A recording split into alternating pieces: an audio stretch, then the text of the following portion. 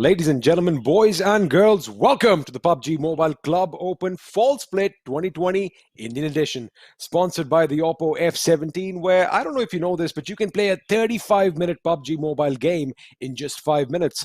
After all, you have to flaunt it your way.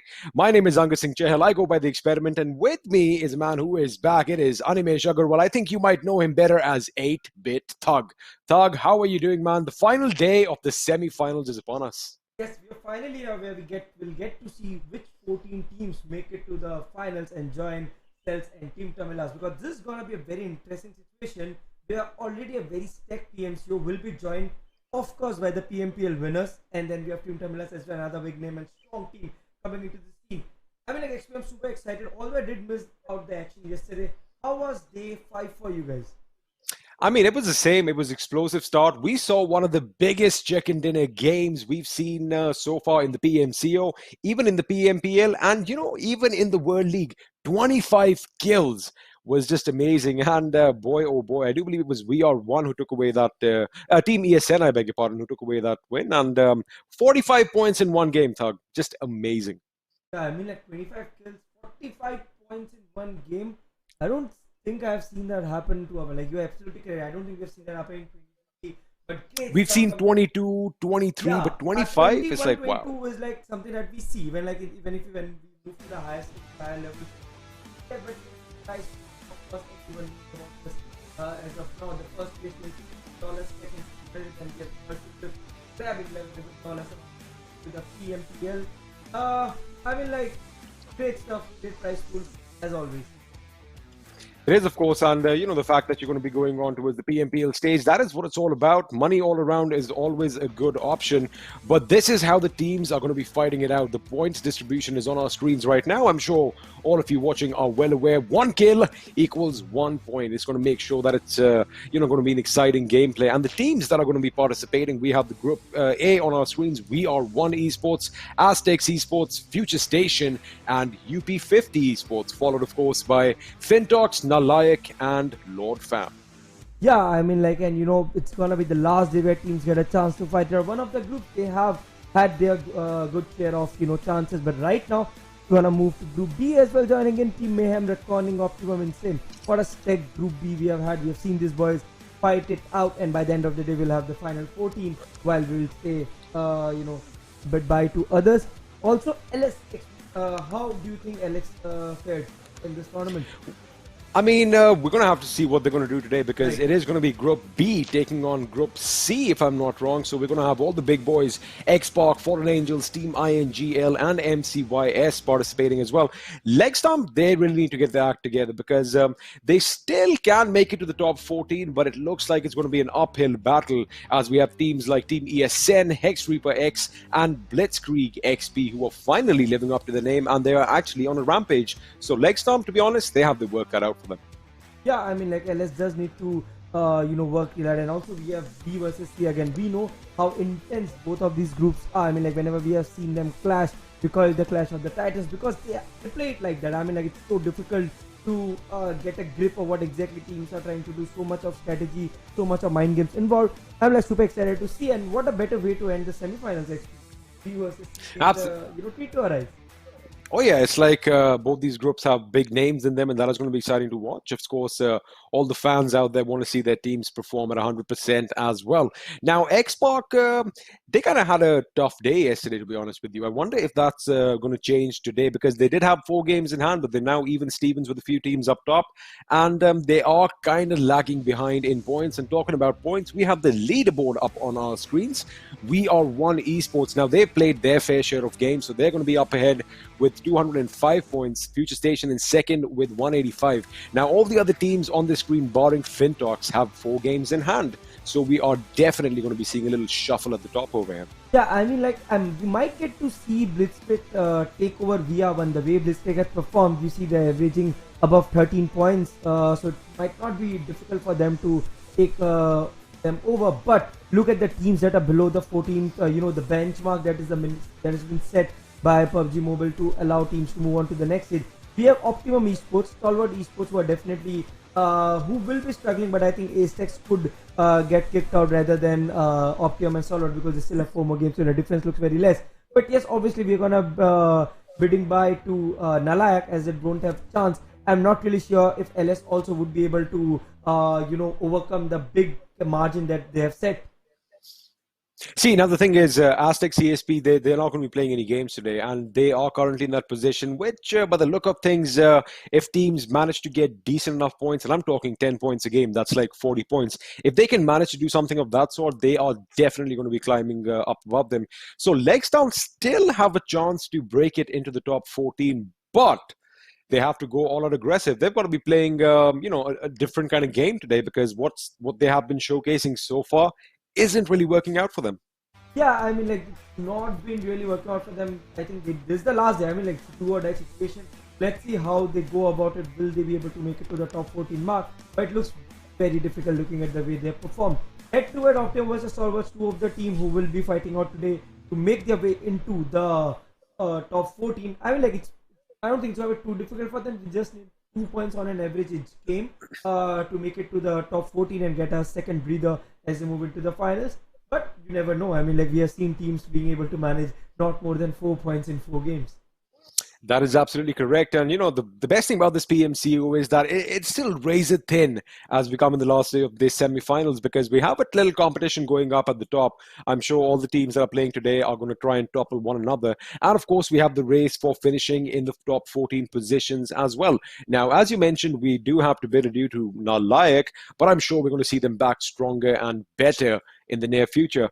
But I think as we are nearing closer to the game, XSpark is playing, FALLENangelz are playing, Team ESN, Team Mayhem is playing as well. I've got to ask you this question. Do you think Mayhem is going to be upping the ante today? Are they bringing more aggression to the battlefield this day? Mayhem does not have anything to lose today. They are qualified. They are safe. If they want to experiment anything before Cells and Team Tamilas come in, because right now Mayhem has, all these teams, they have a way bigger threat. So, people might say that a couple of teams joining in do not make a big impact. But if it would have been 2 new teams who would not have been known ones, would not have been someone as big as a PMPL winner, then I would have agreed to that. But we have a team coming in that might just, change the way we have seen this entire PMCO role. That is absolutely correct. And with that, the first plane is in the sky, and we are flying over to Sanhok military base. We're going to be just edging past Novo Repnoy. That means a few teams you like dropping there, they are definitely going there. And look at that, BXP, they might they might head over to Milta, because MCYS is the team we usually see down there. But of course, XSpark is going to be heading to the military base as we fly over the quarry, bypassing Primorsk, which means Team Mayhem have their drop spot very close by as well. So again, not a lot of issues over here as far as dropping goes, but of course teams that want to go further north, for example to Yasnaya, even Lipovka or Rozhok, they are definitely going to have to fight for those vehicles. And you know what? It's going to make it interesting, because we might just see some vehicular manslaughter right at the beginning. Yeah, I mean, we have always seen whenever side path is biased towards one side and a lot you need to rotate, and there's a little bit of a tussle going on for getting a grip on those vehicles. Let's see, I mean, there are a couple of teams, I think 3 teams around Milta and Farm, who might just want to go for the vehicle. But as always, Team X going for the military base. We don't have the circle yet, but I mean, if you get to see a north, yes, it's a northward circle, pretty normal. And talking about it, exotic picks of Fallen Clutcher. Let's not forget, FALLENangelz are also struggling. I guess they're at the 19th spot, and they are fighting it out today to make it to the top 14. They are. Well, it looks like one of the Angels has already has his wings clipped, because Clutcher has gone down. And Reckoning also, they had a good day yesterday.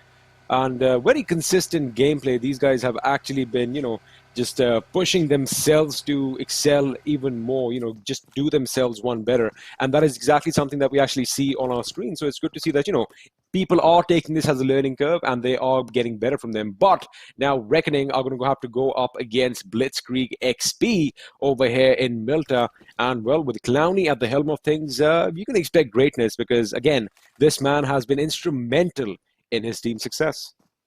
Right, I mean, Clowny has been the front runner for his team always. Whenever we talk about this particular lineup represented by Clowny, he definitely stands up to his name. The last day I was a part of this action, I remember Clowny taking 30 kills in the last 2 games and turning out to be the only player to get 2 consecutive MVP awards. Clowny is the only guy in this entire PMCO. But the legend falls down and Clowny is down. His teammates are too far away to provide him with any sort of cover. It's Blitzkrieg. Obviously, Mad Dog knows what he's doing.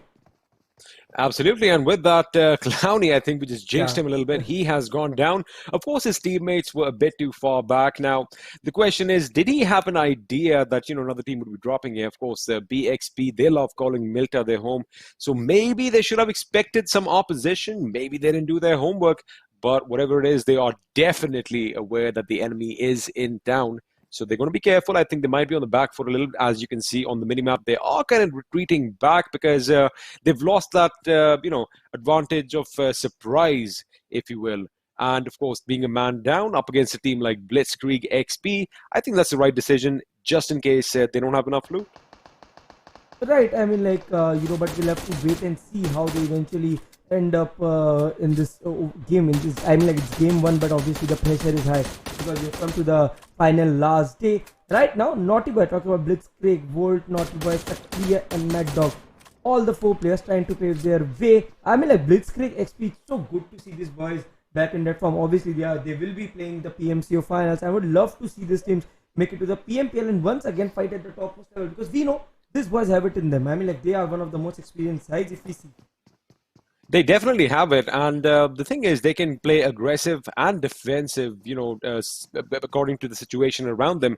They are well suited to be a versatile team. Let's just have a look at the mini-map right now. That was a little bit of a glimpse over there. The map is, the zone, in fact, is pretty much central on the main island with all the big names in contention. So, people don't really have to migrate as of right now, but the teams coming up, in fact, from the southern island, from the military base, they might have some opposition. But again, we haven't seen enough bridge blocks, and I guess that meta is changing because if you want to fight at the edge, I'm sure you want to fight in some compound, or at least you have ample of cover. The bridge is not the place to be in if you want some cover. So that is something that is a miss from this tournament, but it doesn't make up, it doesn't, there's no lack of action because as the circles are going to keep shrinking in, oh boy, the teams, once they get closer, the sparks really do fly. And Optimum Esports on our screens right now, they had a good number of kills, 45, I do believe, and I think day 4 was in fact one of their better days. I wonder if they're going to carry that momentum forward today.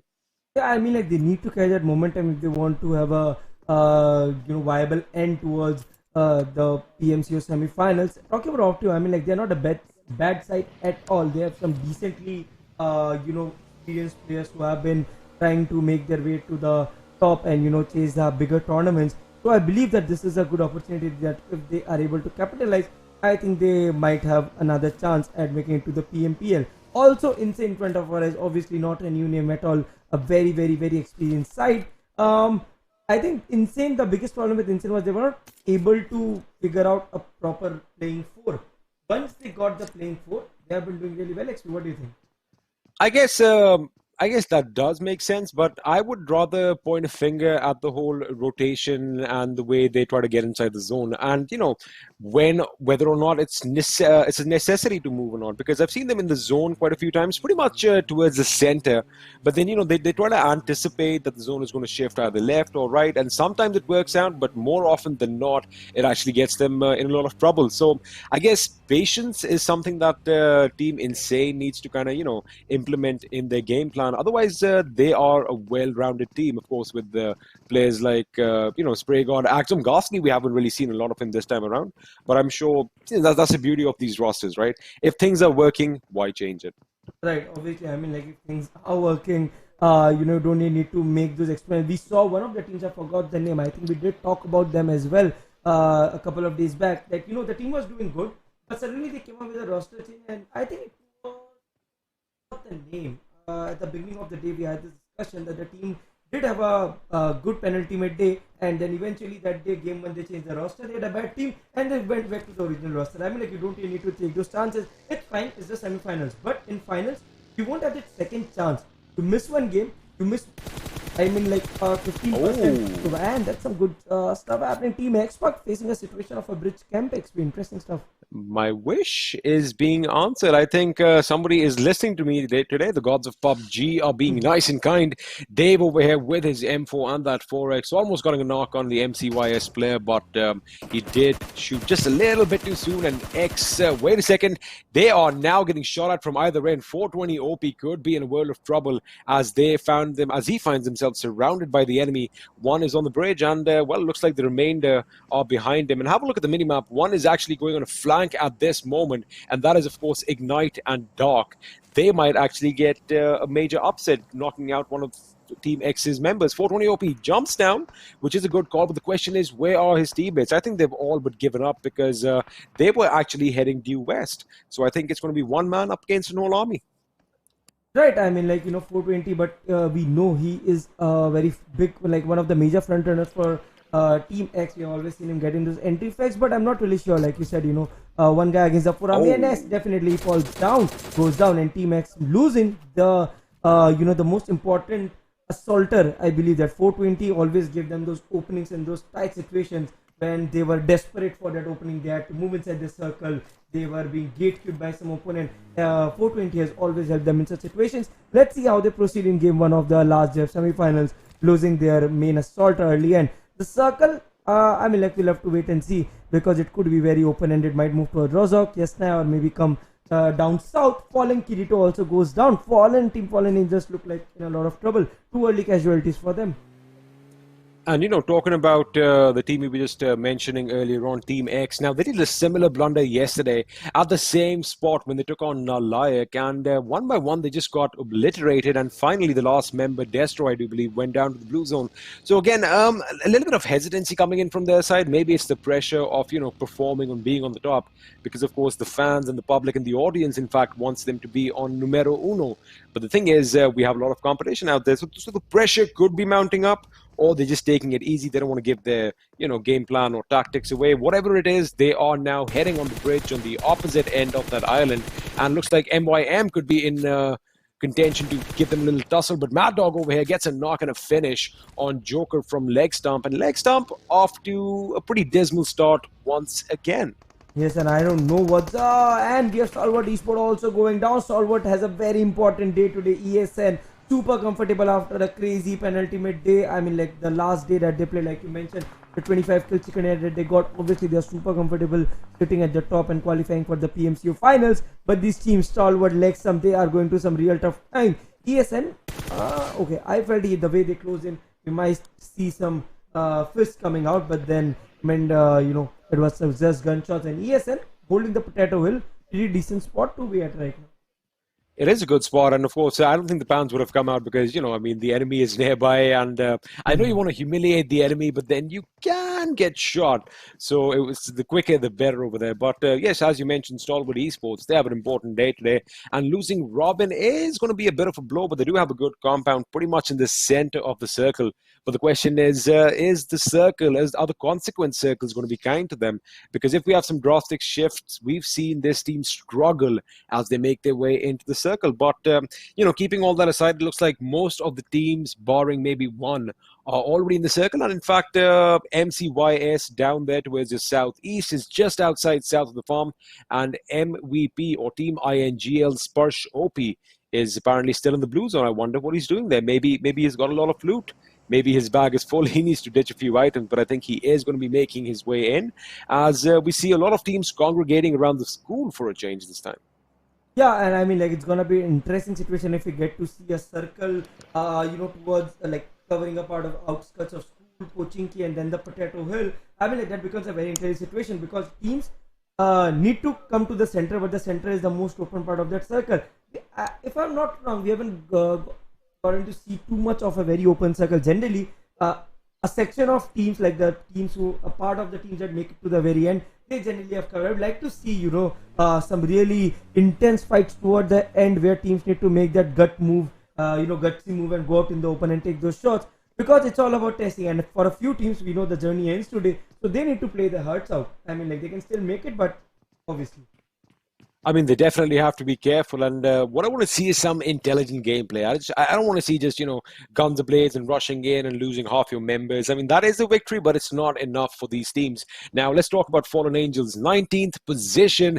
They were off to a flying start. They just have 94 points, so they have a lot of points to make up. It's not going to be difficult for them to break it into the top 14, considering the fact that a lot of the teams above them have already played their 16 games. So, even if they average around maybe 10 points a game, I think they should be well set for the finals. But again, that's a big if, because this is PUBG Mobile after all. It is a battle royale and anything can happen. As we've seen, sometimes the favorites get taken out in a split second and sometimes they go on to dominate the game. So that is something we're going to have to wait and see. But over here, Team ESN, they are riding high on their massive victory from yesterday. Meanwhile, we're going to join Exotic from Reckoning as he lays down some shots on Team INGL's Prashant, almost knocking him out. I think he's going to get down and start healing himself. But Crazy over there, he's going to be at the gas station. And is he going to be able to thwart an attack? But because it looks like Reckoning are moving in for the kill. Right, and looks like Reckoning might just want to push in. They are here to, have have all fun that they want towards the last day before things get very intense as we approach the finals. MVP. This is another team XP that surprisingly has performed really well.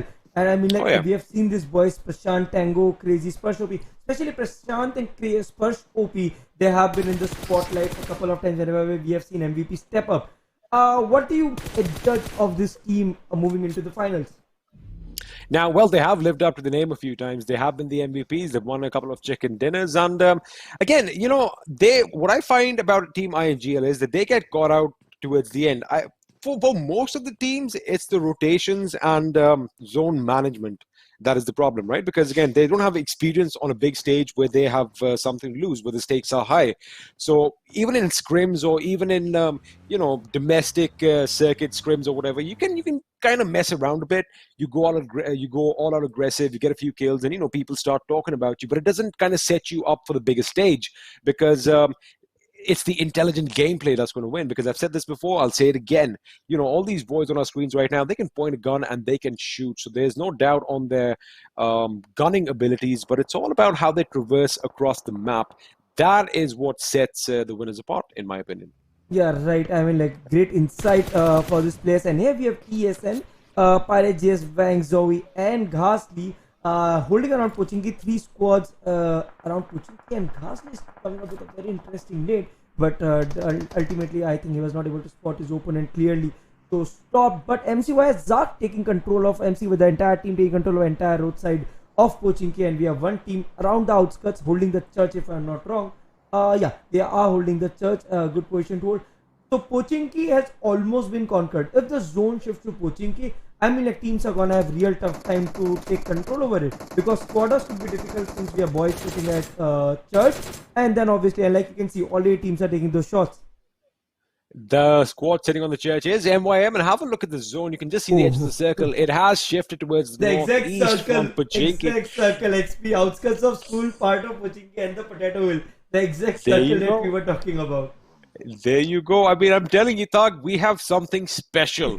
And if PUBG Mobile are watching, which they are, hello, by the way, you might want to consider us for some other activities in future, because it looks like we are good fortune tellers. But anyway, the teams are now dispersing from Pochinki. I guess Pochinki was momentarily conquered, or rather, it would have been a war of 3 kings. But looks like they are now moving out to greener pastures in the circle.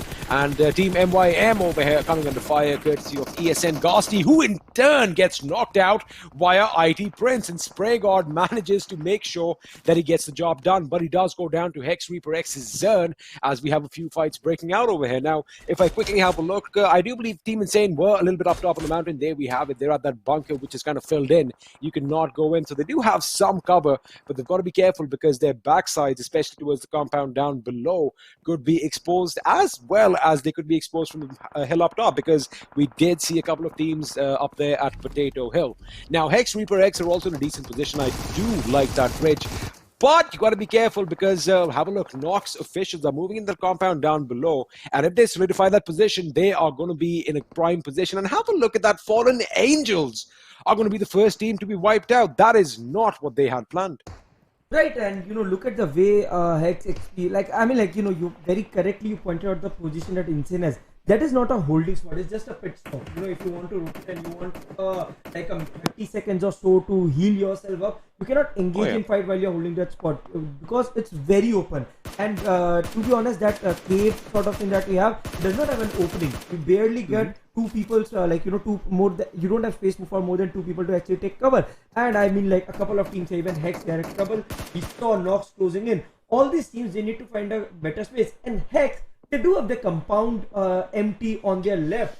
I don't see a reason why they would want to come out in the Rich to take the fight. They are well inside the circle. It's fourth circle. They could just play a little bit more patient here. Patience, guys. You know, patience. Yeah. They could actually head down to that little compound. But the thing is, I did see Nox Official just a little bit beyond it. But it looks like Nox Official are holding down the ridges over there, which, again, it's a questionable move. But meanwhile, Destro from Team X is trying to lay down some lead in MVP's direction. And this fight is taking place on the southeastern edge of the circle. Circle is going to be closing in any moment, so let's have a look and see if these teams are going to have to move. But a grenade has been lobbed. It is going to go off, but it's not going to do any damage to the players because it is way off its mark. And look at that impressive smoke screen. It is like we are flying high above the clouds right now because that is way too much white. But it does work because one of their members have gone out. But it does look like he goes out and he goes into BXP's direction, getting knocked out. That is going to be detrimental for the boys from MVP. And it looks like Prashant, Crazy, and Tango now might be in a bit of pickle because they are still under heavy fire. And this grenade could actually be good because they are trying to get in that vehicle. And if it's lobbed to perfection, this could be devastating. MVP looks like a lot of trouble, especially caught against Team X. We have seen Team X get those grenade kills. I mean, like the nades that they come up with, they are at least twice. But MVP Prashant did a great job in trying to pick up Destro, but I think Destro also made a slight mistake by over-peaking during the entire situation. Both of these teams are not in that difficult spot, given that the circle did make a shift, which somewhat favors them. I mean, like they might just decide, both the teams mutually. You know, there are some situations where you don't need to communicate, but then you understand that both of the teams want to disengage and just it. I mean, like if they do that, it's for the greater interest. And looks like Team XSpark Destro is just falling back a little bit. Well, you wanted an open circle. You wanted an open field of battle. Well, I do have good news for you. It is open, but it is going to be on the mountain slope over here. So we're going to see some ridges. We're going to see some people docked in one of those soft spots over there. A lot of smoke grenades as looks like Nox Official are going down to the play zone. Meanwhile, we're going to be joining STALWART Esports as they are assaulting the two barn houses over there. And MCYS, the question is, are they going to move in or move out? And what's this? King Ankit just drove around this team already engaged in battle, and that is detrimental. That was just, I have no idea what that move was. They went right straight into the mouth of the tiger, and well, they paid the price. They have been eliminated from this game without even making a dent. So that is going to be another big blow for Nox Official. But now MCYS, they are in trouble because at one end they have another team, and now they are getting shot at from top. It looks like STALWART Esports are moving out as well. I think, again, it's a good decision getting high up on the ground, but that high ground is already occupied, Thug. Yeah, and I mean, like, it's Team XSpark waiting for STALWART Esports, and STALWART Esports might just go down here on MCYS, also making their way inside the circle. Mayhem, obviously, with 0 kills, but they are into the circle once again. This is the point from where Mayhem might want to convert, but Insane finally gets taken down by HEX RXP, and like we discussed, XP, Insane was at a bad spot. They were trapped. There's no way they would have made out, and they did not make out. And ultimately, and HEX RXP also getting third party by LegStump. Now, fifth circle, LegStump is surviving, although they're down to 3 men, but then they are somewhat trying to make it to the top 4 or 5. They're at 76 points. They have a fight of around, I mean, like, they need 50 points out of these 4 games, and they might just make it. A lot of action going on, but as of now, by the looks of it, every team on our survival status column is in the last circle. They are in the last circle, and 10 teams alive, 31 people still active in this game, an average of about 3 players per team. But have a look at Blitzkrieg, MCYS, and Mayhem. They have all 4 players alive, which is definitely going to be helping them later on. Dave over here takes down Team X's Destro, so we have a little bit of a fight breaking out over there, and the circle is going to be imploding in on itself. But is it going to stay north where all the teams are, or is it going to go south? We're going to have to wait and find out in just a few seconds as we're going to have that shift. Meanwhile, MCYS are opening up on MYM. Sensei reciprocates with a knock on Ignite, but it looks like VXP and RG are in a fight of their own. So a lot of fights are breaking out in different parts of the circle right now. And this is just amazing. Both these boys, they want to grenade each other out. And Dave lobs a grenade, goes in, but he gets taken down instead by Manav. And Zark is going to try and do the same. But it looks like Team Mayhem are going to bite the dust as a well-coordinated attack by MCYS pushed them out in the 10th position. And shortly following suit is Team Insane, who get knocked out in third place themselves. So now the circle has taken a little bit of a sudden shift, and all these teams are going to have to climb up that mountain, a literal uphill battle. Yeah, I mean, like, we have talked about it. We have talked about Team Mayhem, and this is what I pointed out when I saw Mayhem made it to the circle. They make it to the circle, but they are not able to convert those skills. Okay, they will move into the PMCO finals, but then they need to realize only 5 teams make it to the PMPL from PMCO, especially with Cells and Team Tamilas coming in, and also some good teams like XSpark and all. LS also in a lot of trouble. Reckoning caught them off guard. Bhishma, okay, interestingly, Bhishma is back into the squad. I'm not really sure about this move. Why would they do that? Because we did talk about that, right? That was the team that you were saying that, they're playing too passively. They need to just get their assaulters and just go out. So, I guess trying to change things. But over here, MCYS OP is going to come under fire. And have a look at that. MVP is picking a fight with Team X. Evo has been taken out and kicked out of this game courtesy of one of their players. And they are not done yet. We have grenades going off all over the place. And with that, Thug, I mean, we just talked about them. Team LegStump out in 8th. And I mean, like, LegStump out in it. And look at this circle. 7 teams in the 6th circle. And the probability of winning is solo. Bash coming up with a crazy 3x spray. And Mike just want to pick another one. Oh, that spray that was a good 1v1. I mean, like, a good close combat battle that Bash just did using a DP28 and not too, not a gun famous for his close range fights. Some good shots being connected from Bash. And I mean, like, I see 3 teams that might just get eliminated. Optimum, HEX, RG. One guy surviving for each team. They are in a trial situation. They could get knocked out, but I'm telling you, we've seen some miracles happen over here on the PMCO stage, and it does look kind of dicey for them because they are pretty much in the thick and thin of the action. Well, we just said that Dextro is going to eliminate MCYS OP, and with that, Optimum Esports out in 7th position with a respectable 6 kills to their name. Not a bad way to start the day off. But now, HEX ReaperX's Kinetic could be in trouble as, I think he is bleeding out, or he's gone now. He was bleeding a little bit, but now Mad Dog has put a bullet between his eyes and knocked him out of this game. With that, they get eliminated in the 5th position with 4 kills. Dango is going to be lighting up BXP now, but Naughty Boy, I beg your pardon, is going to get some revenge, and MVPs are going to be bowing out in the 4th position. Last 3 teams, we have MCYS, we have BXP, and Team X. And MCYS with 6 kills, Blitzkrieg with 6, XSpark with 5. This could go either way. All these teams are well within reach of the first chicken dinner of the day. Yeah, I mean, like, XSpark. But wait a second. I'm sorry. What did Destro just do? Why would he do that? Why would he do that? I mean, like, you are way almost inside the circle. You could have just been a little more careful. I think he wanted to target that rock. He didn't want to target that rock. But it's weird that they have no clue that MCYS was on their left. And that's what I was about to mention. XSpark still did a very good job. They were reeling under pressure, heavy pressure, shots from all sides, and they still made it to the top 3. Commendable job. MCYS do have a good chance. Today, if a team is on the verge of elimination, they have a really good chance. A first chicken dinner might just help them to set the tone for the winner of the day. Oh, absolutely. And, contrary to what we know about hill fights, the higher advantage, the higher ground definitely has an advantage. Unless you're snaking in a lot of thick grass and you have smokes deployed all over the place. So MCYS, they have a little bit of a dip. Ooh, grenades being lobbed at Aditya. One of them, in fact, connects. That's about bullets coming in from Mad Dog. He is going to come in and steal the kill, but he has given his position away. So now I'm pretty sure Dave could actually be in a good position as he's on the left flank for his team's POV.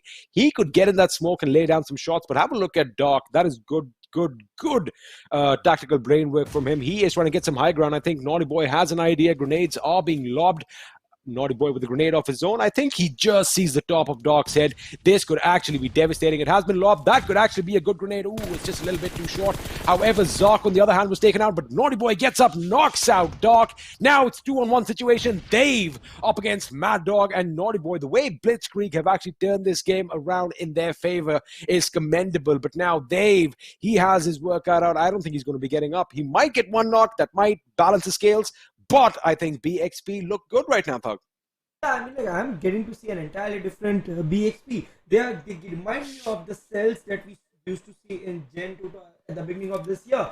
They have the similar vibes. You know, they push, they are aggressive when they need, they play passively when they need to, they are playing so smart. I mean, like, that's where experience kicks in. So experienced, so much of experience. You know, Sakriya, Mad Dog, Volt, these players have been there since time immemorial when it comes to the PUBG Mobile scene. Right now, 2v1 situation might just get another chicken dinner and might just push to the top. We did discuss that there is a possibility Blitzkrieg overtakes everyone and ends up at the #1 spot in the impending finals. But let's wait, watch, and see. Okay, so Mad Dog does not really know where Dave is. This could be interesting. This could be. I think Dave is kind of confined over there as well. Mad Dog is going to get spotted out. Naughty Boy definitely has been spotted out as he takes out Doc. Dave could take a shot at him, but he's got to be careful of Mad Dog, because if he takes a shot, that is going to alert Mad Dog to his position. I guess it's going to be important. If he gets a little bit of a spot on Mad Dog gets knocked first, then Naughty Boy goes down. But wait a second, Dave does spot him out. He gets him first, and he's going to be there. He takes shot at Naughty Boy. Naughty Boy gets taken down, and oh my goodness, call me a prophet, because that went exactly the way I said. Blitzkrieg getting knocked out in the second position. 9 kills. What a wonderful play by Dave. The moment he got that little visual confirmation on Mad Dog, he already knew Naughty Boy's position. Gets up, shoots him, and then just lays down lead towards Naughty Boy and wins the first chicken dinner. OMG, my friend. Wow. I mean, like this, and that too against Blitzkrieg. I mean, like, Blitzkrieg had complete control over the circle. They had all their fair share of utilities and everything. What a way to end the game. MCYS Dave doing a great job. Proud to see Mad Dog leading the charge for his team, coming out as the MVP. Ow. 5 kills, 905 of damage, 8 kilometers in distance covered, 26 minutes, 12 seconds of survival time.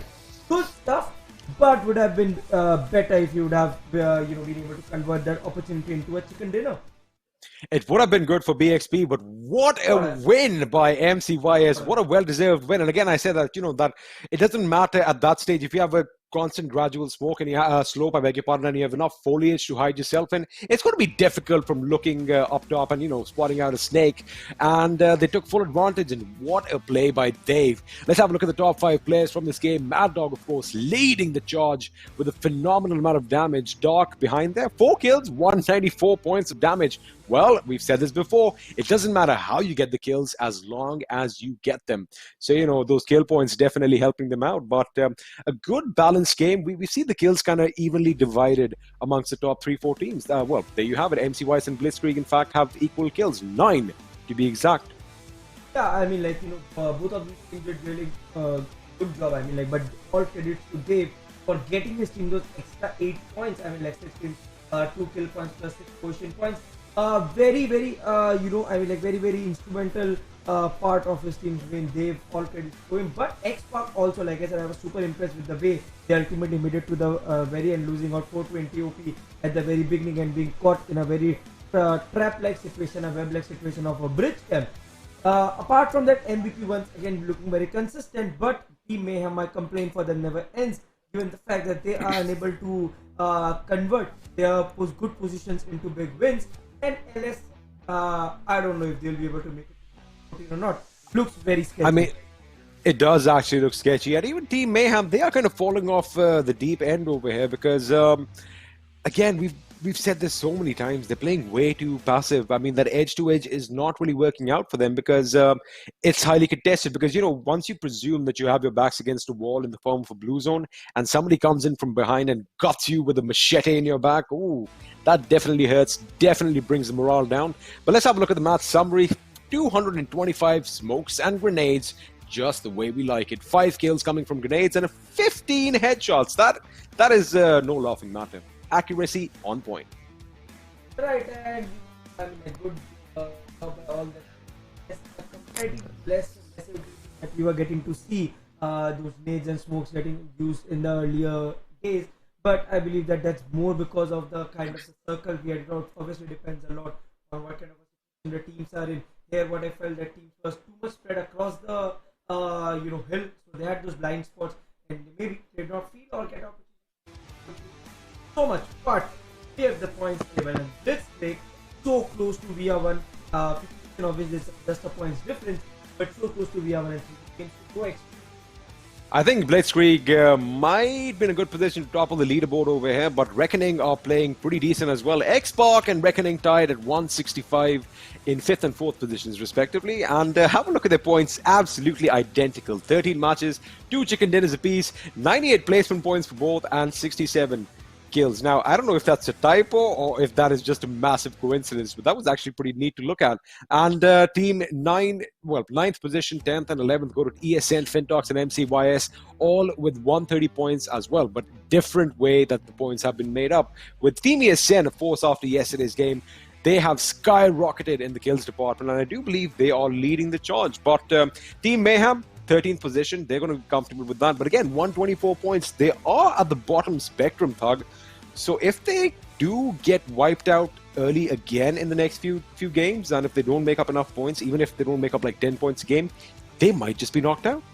Yeah, like Mayhem is in a lot of trouble given the fact that look at STALWART Esports and Nox official. This boys, STALWART and Nox, they are also pretty much in a very close race. I mean, like 19 points is just the difference of one good game.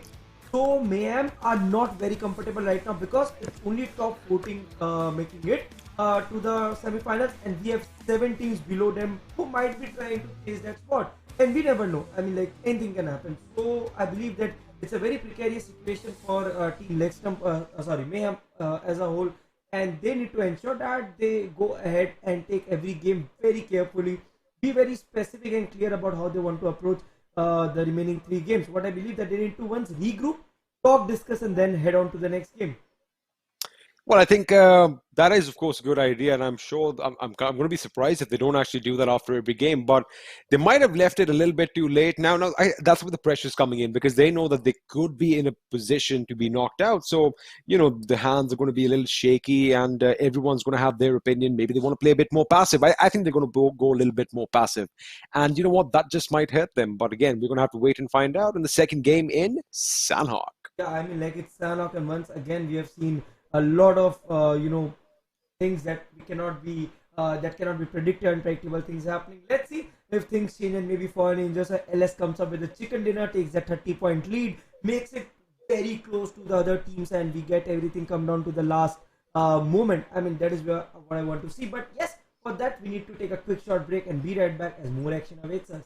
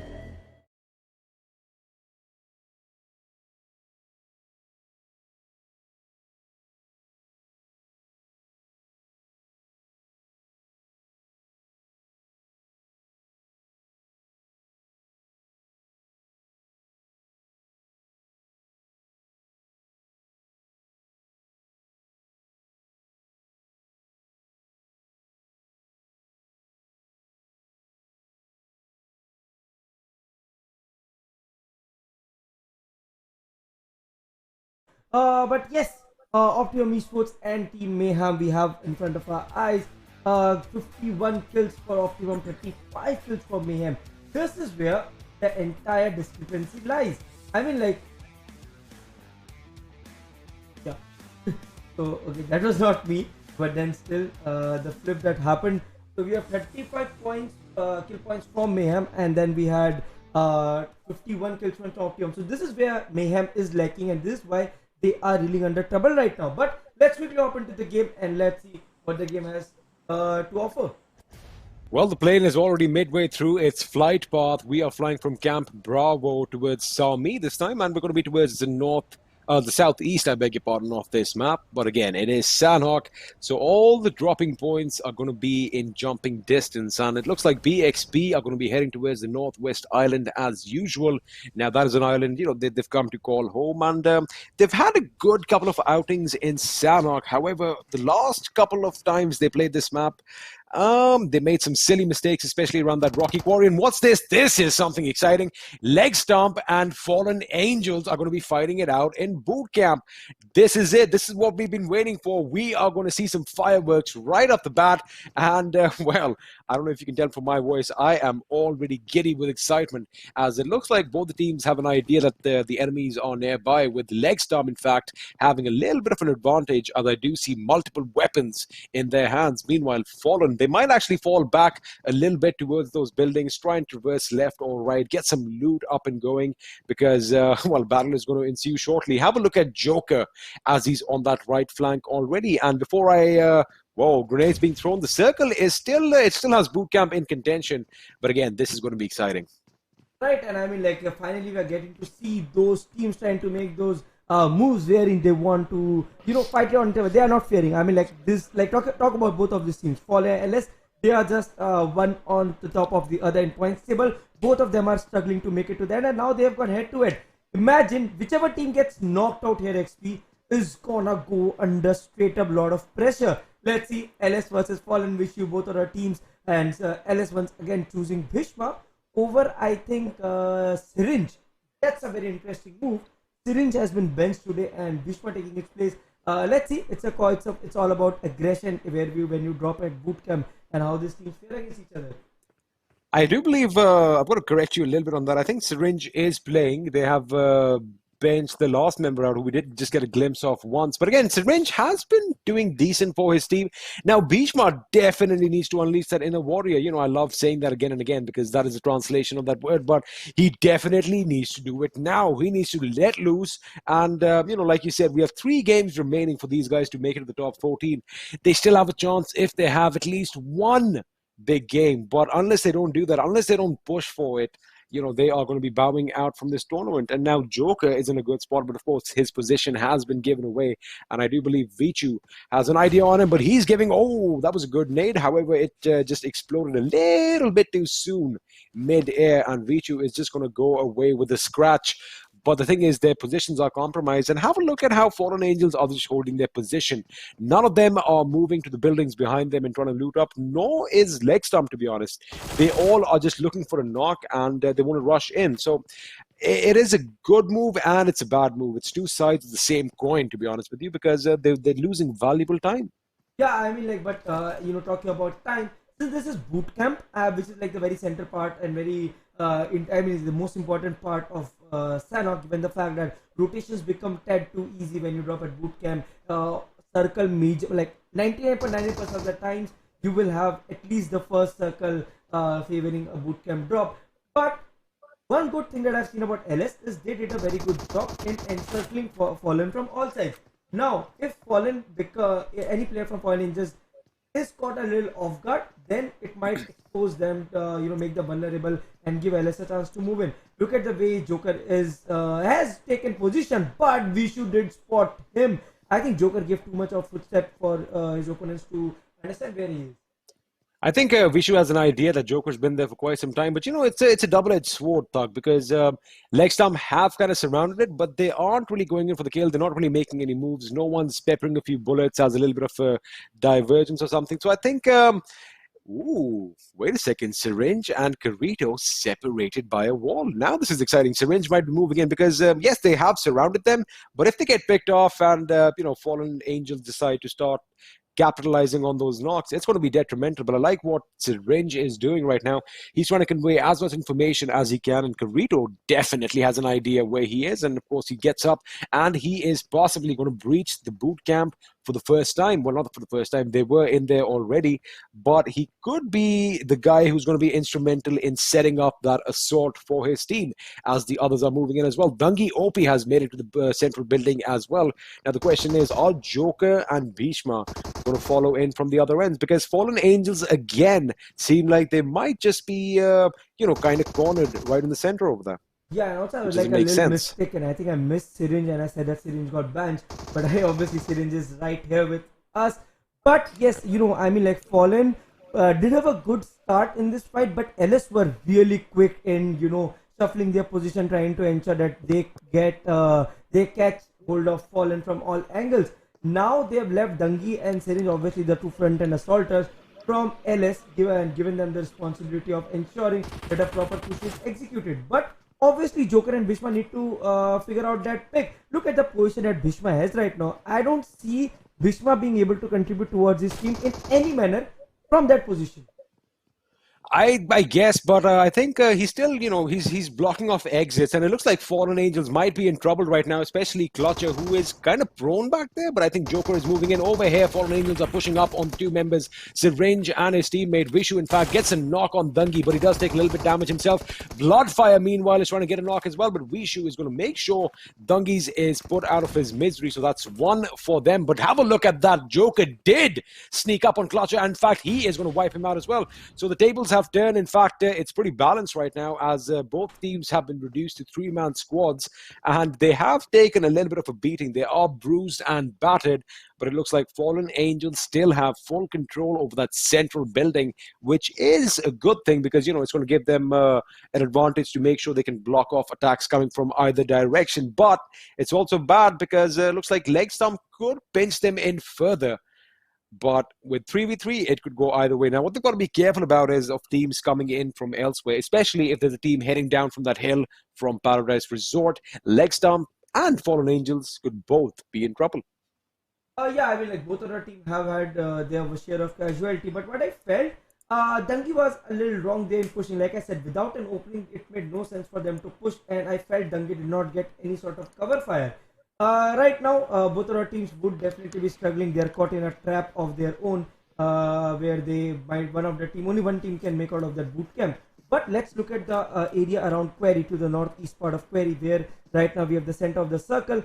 A lot of teams closing into that, and XSpark has the center of the circle for a change. Let's see if XSpark can. Oh, that was some good spray coming in from Dexus. He did not. He took the opponent down in a couple of seconds back. That was actually a good spray, and looks like MCYS, they were getting ready for a little bit of an attack, but look at the angle that Nox official have on them, and Ankit with another knock. Ignite is going to go down. Dave has been picked up, but he is going to have to patch himself up. Now, that's what I'm talking about now. I love the fact that they have different angles on that team. That is something we haven't seen from Nox official recently. They are finally putting their environment to use, and they are doing a good job of it. Now, as these two teams are engaged, I don't really see any opposition coming around them. However, XSpark on the minimap, which of course you can't see right now, they might be moving in soon enough, but it looks like this fight is going to be between the two teams right now, with MCYS bleeding on that on the ground over there, but it looks like Ignite has been picked up, and it is even Steven once again. Right, and looking at the way MCYS, obviously after that chicken dinner in the last game, the legend of the chicken dinner, Dave goes down, and Zark immediately rushing to his teammate to try to come up with a hill. HEX RXP, the boys from HEX RXP, trying to spot those players. HEX Nox, I think they are getting they are in a sandwich situation right now. MCYS, they do have the height advantage, but definitely surrounded by teams on all sides. Yes, Dave gets picked up once again, and look at the from where spotting, and Zark coming up with a good knock, pushing his opponent into back foot. See, I think the thing is, MCYS is presuming that all the shots are coming from that compound down below, but Ankit's position is actually just amazing. The way he can actually lay down heavy fire from that end through the trees, and of course, you've got to be a sharpshooter, you've got to be accurate, and well, his accuracy is beyond reproach because he is getting the job done.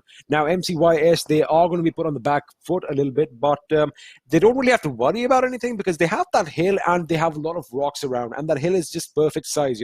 I mean, on both ends, it starts sloping down pretty quickly. And HEX ReaperX also had a compound down on one side, so they are in a good position. They can kind of fortify that spot, especially if they decide to go prone against the rocks and let the teams come in, let them make the mistakes and capitalize on it. But unless they try to move elsewhere, I think that could be problematic. Meanwhile, Team ESN looks like they are picking a fight with STALWART Esports. But the ESN in the warehouse, that is a decent grenade, but of course, not a lot of spin on it. It's not going to reach far. It's kind of confusing the way Sarung and Blaze OP are trying to get some, they're trying to get some vision from the open up top over here. It's kind of risky because they are pretty much exposed. Yeah, I mean, looking at the way Sarang and all are trying to move in, and especially against ESN, the team, the hot-headed boys. I mean, at 25 kills, one of the record-breaking games that we have seen, and they were coming up with a great spot. GX, and GX might go down, but I am confused. Demon went for a nade, trying to pick off a player in cover. That means it was an aggressive nade, and then he tried to push back. I think little bit of a miss. Another next time. Oh. Okay, it was a nade. It was a nade. Yeah. Pirate GX does go in. STALWART Esports are moving in. Zoe, he is going to have to try and run away from this fight because I'm pretty sure he can't take on 4 members. Well, he can't because Sarung is going to get a knock in. Where is Ghosty? Ghosty is just a little bit too far off, and with that, Team ESN have been reduced to a one-man squad yet again. Now, we've seen this in this position quite a few times, and it looks a bit tricky from them. They're not on the start that we expected from this team, but they've done their bit. They've done their job. They've broken a few records in the PMCO, in the PUBG Mobile world, in fact. So I guess they are going to be getting ready for the finals, but also they can't slack off now, right? Because if they do start slipping down on that leaderboard, it could be problematic as the teams beneath them are definitely a lot more hungry. Right, and as STALWART Esports, 3 kills to their name and would want to move in. The zone somewhat shifting towards the northern part, and I mean, like, Insane looks at a really good spot. But Team X also need to be wary of their position. They have Insane on one side, MYM sneaking in from the bottom part towards them. I'm not really sure how Team X would take an approach to this, but a difference in the, I've seen a very big quantum shift in the approach of these teams. Earlier, we were getting to see teams trying to play a lot of edge. Even MYM is holding the center right now, XP. What do you think? Is that the fear of elimination that is forcing these teams to play so safe and go for the textbook approach? Or, it's more about the getting seasoned with that as the tournament proceeds? I guess it's a bit of both, and we'll just come to that in a second. Now, MCYS, they do seem like they could be in a position that they can sandwich. Wait a second, Zark goes in unannounced, and he does get the knock on Zark. Well, Garito gets the knock on Zark. He is going to make sure he finishes him, but Garito is not done yet, as Dark is going to come in and try and avenge his fallen comrade, which he does. Meanwhile, Optimum Critic is going to go ham on Clown. He gets a knock and a finish, and Dark gets a knock over here. Wait a second, he gets another knock. Is he going to get the next one? He does. Dark is on fire right now, a rampage dominating over here, and with that, FALLENangelz are out in the 14th position yet again. They went out last in the last game. They went out last this time as well. That is a big blow to them, and of course, Reckoning are going to be following suit in the 13th position. Yeah, I mean, like, a big blow to them, and definitely a sigh of relief for teams like Mayhem, who are reeling at the very last 2 spots and trying to ensure that they remain safe. But to be honest, I think that could be the end of road for FALLENangelz. They have 2 more games to go in which they require 35 points, and I don't see that happening realistically, XP. Unfortunately, Fallen haven't been able to perform like that. They haven't. In fact, the grade has kind of fallen over the last few days. Again, I wonder what the reason was, but they did try to go with a little bit of a roster shuffle. That didn't work out, so now they've come back with the same 4 players that we are used to in Vichu, Bloodfire, Carito, and Clutcher. but looks like things are not working out. Not the best start, not the kind of day they would have wanted, but let's see if they are going to make it to the top 14. It does look a bit dicey, but have a look at all the teams congregating towards the southern edge of the zone. Of course, the quarry and those compounds to the north are always popular, as is that hill right next to Barnes. So, I mean, we have it all. We have urban warfare, we have some jungle fights for you, we have some king of the hill situations, and right now it looks like Team Insane are the self-proclaimed kings of that hill, while HEX ReaperX's Zern is, trying to dethrone them. Yeah, and HEX, talking about this team, I mean, HEX is a team that is always there in action. I think barely we have seen HEX go out very early without getting those kills in. But what they're lacking is the top, making it until the very end. Very few games we have seen HEX make it to the top 5.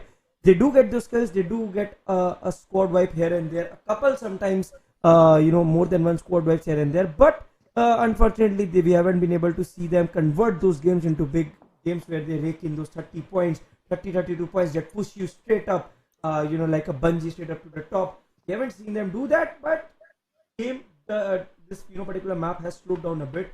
Sanhok, I see you taking a slide on there. XP. I understand.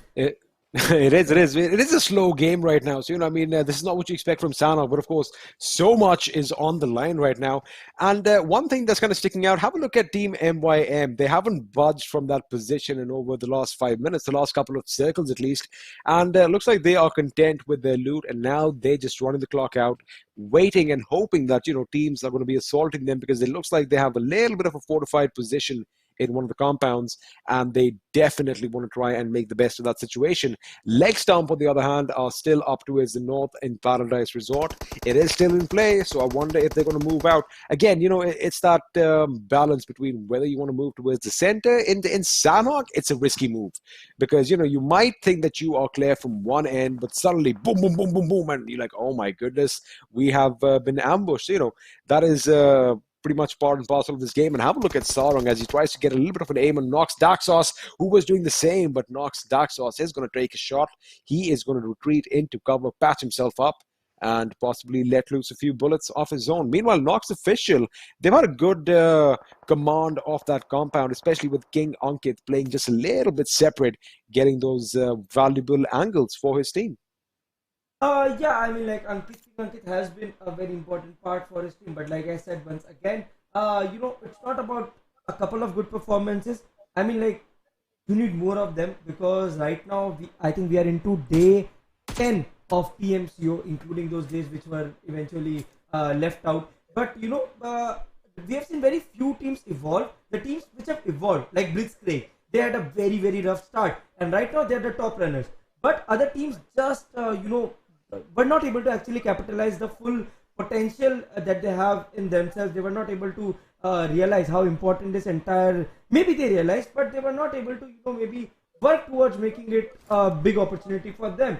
And I mean, like, this could be a learning lesson for those teams when they eventually make it to the crash out, and then they have to wait another 5 to 6 months before the next season. So players like King Ankit, great talent, raw talent, but you need to ensure that you use this opportunity to nurture and maybe polish and shine what you got. Talking about King Ankit and his team, now they are in a bit of a predicament, because the zone has taken a little bit of it is a central shift, to be honest with you, but their compound is at the southern edge of the circle. And have a look, they are over there, but we are going to have a lot of teams who are going to be vying in for that particular position.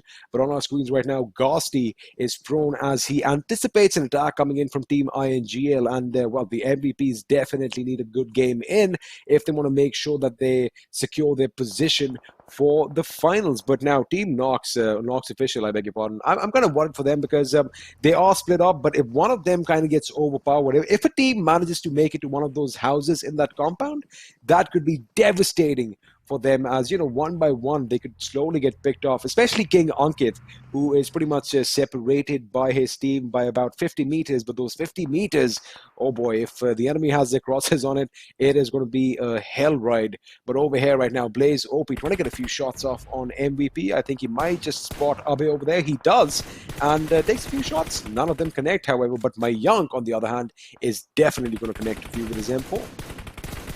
Right, oh, that was some really good shot coming in from Man, trying to pick off a couple of players. That was some good damage, good head that he put into his opponents, and away also could be an auto. But then yes, it's a very long distance shot. They have good cover, but those are some good taps coming in from Mayank. I mean, like, he just put away in a tight spot. Tango might just be able to take cover and get healed up. Away still is not completely safe, as Mayank does not want to let him go, and Spurs OP trying to make his way gets knocked when gets completed by Nox.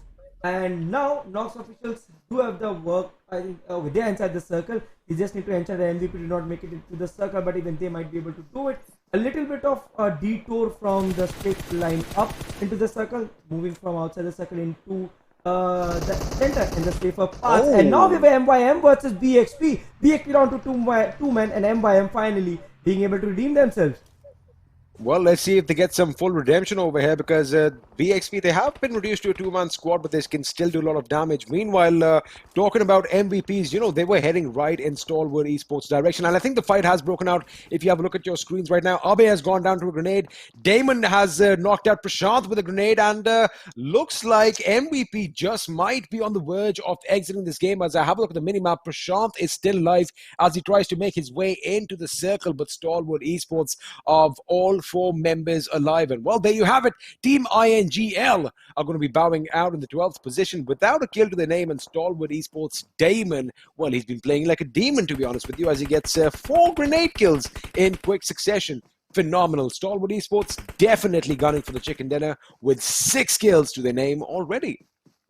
Yes, and STALWART Esports are looking very strong. Like, you know, their STALWART Esports, another of those names who is at right now, I think at the 15 and 16 spot. So they would definitely want to have that game wherein they secure and seal and cement their spot.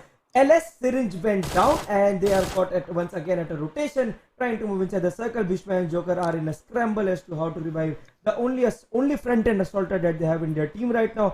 Syringe might not just get revived, and meanwhile 420 OP coming in ham on Blitzkrieg. Blitzkrieg also in a tough spot, looking at the way they're surrounded by 2 of the front runners, Mayhem and Team X. But Team X, Aditya is down, but Desto goes down as well, and it's Mayhem coming into the action. Whoa! Where are these shots coming from? Cloak is finally opening up right now as he gets a knock and a finish on Destro. Meanwhile, 420 OP, he is going to go up against last minute from BXP. Sakria shoots. Sakria does connect a few, but X gets a few shots of his own.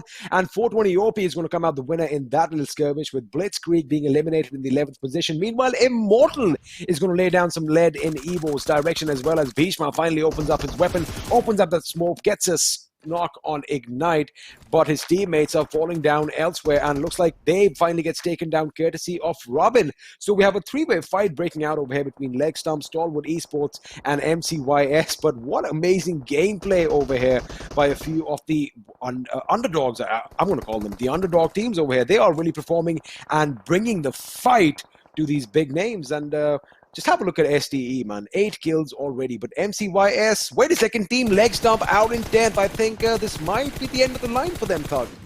Yeah, I mean, like, obviously, you know, the way they have fared, this obviously could be the end, but still kicking in. So, you know, we never know. I mean, like, we have seen those one-man teams surviving and luck being but look at MYM. For a change, they are into the last circle with 7 kills, all 4 players playing it out. I don't see any major change. It's still the same lineup: Proc, Immortal, Manav, Sensei.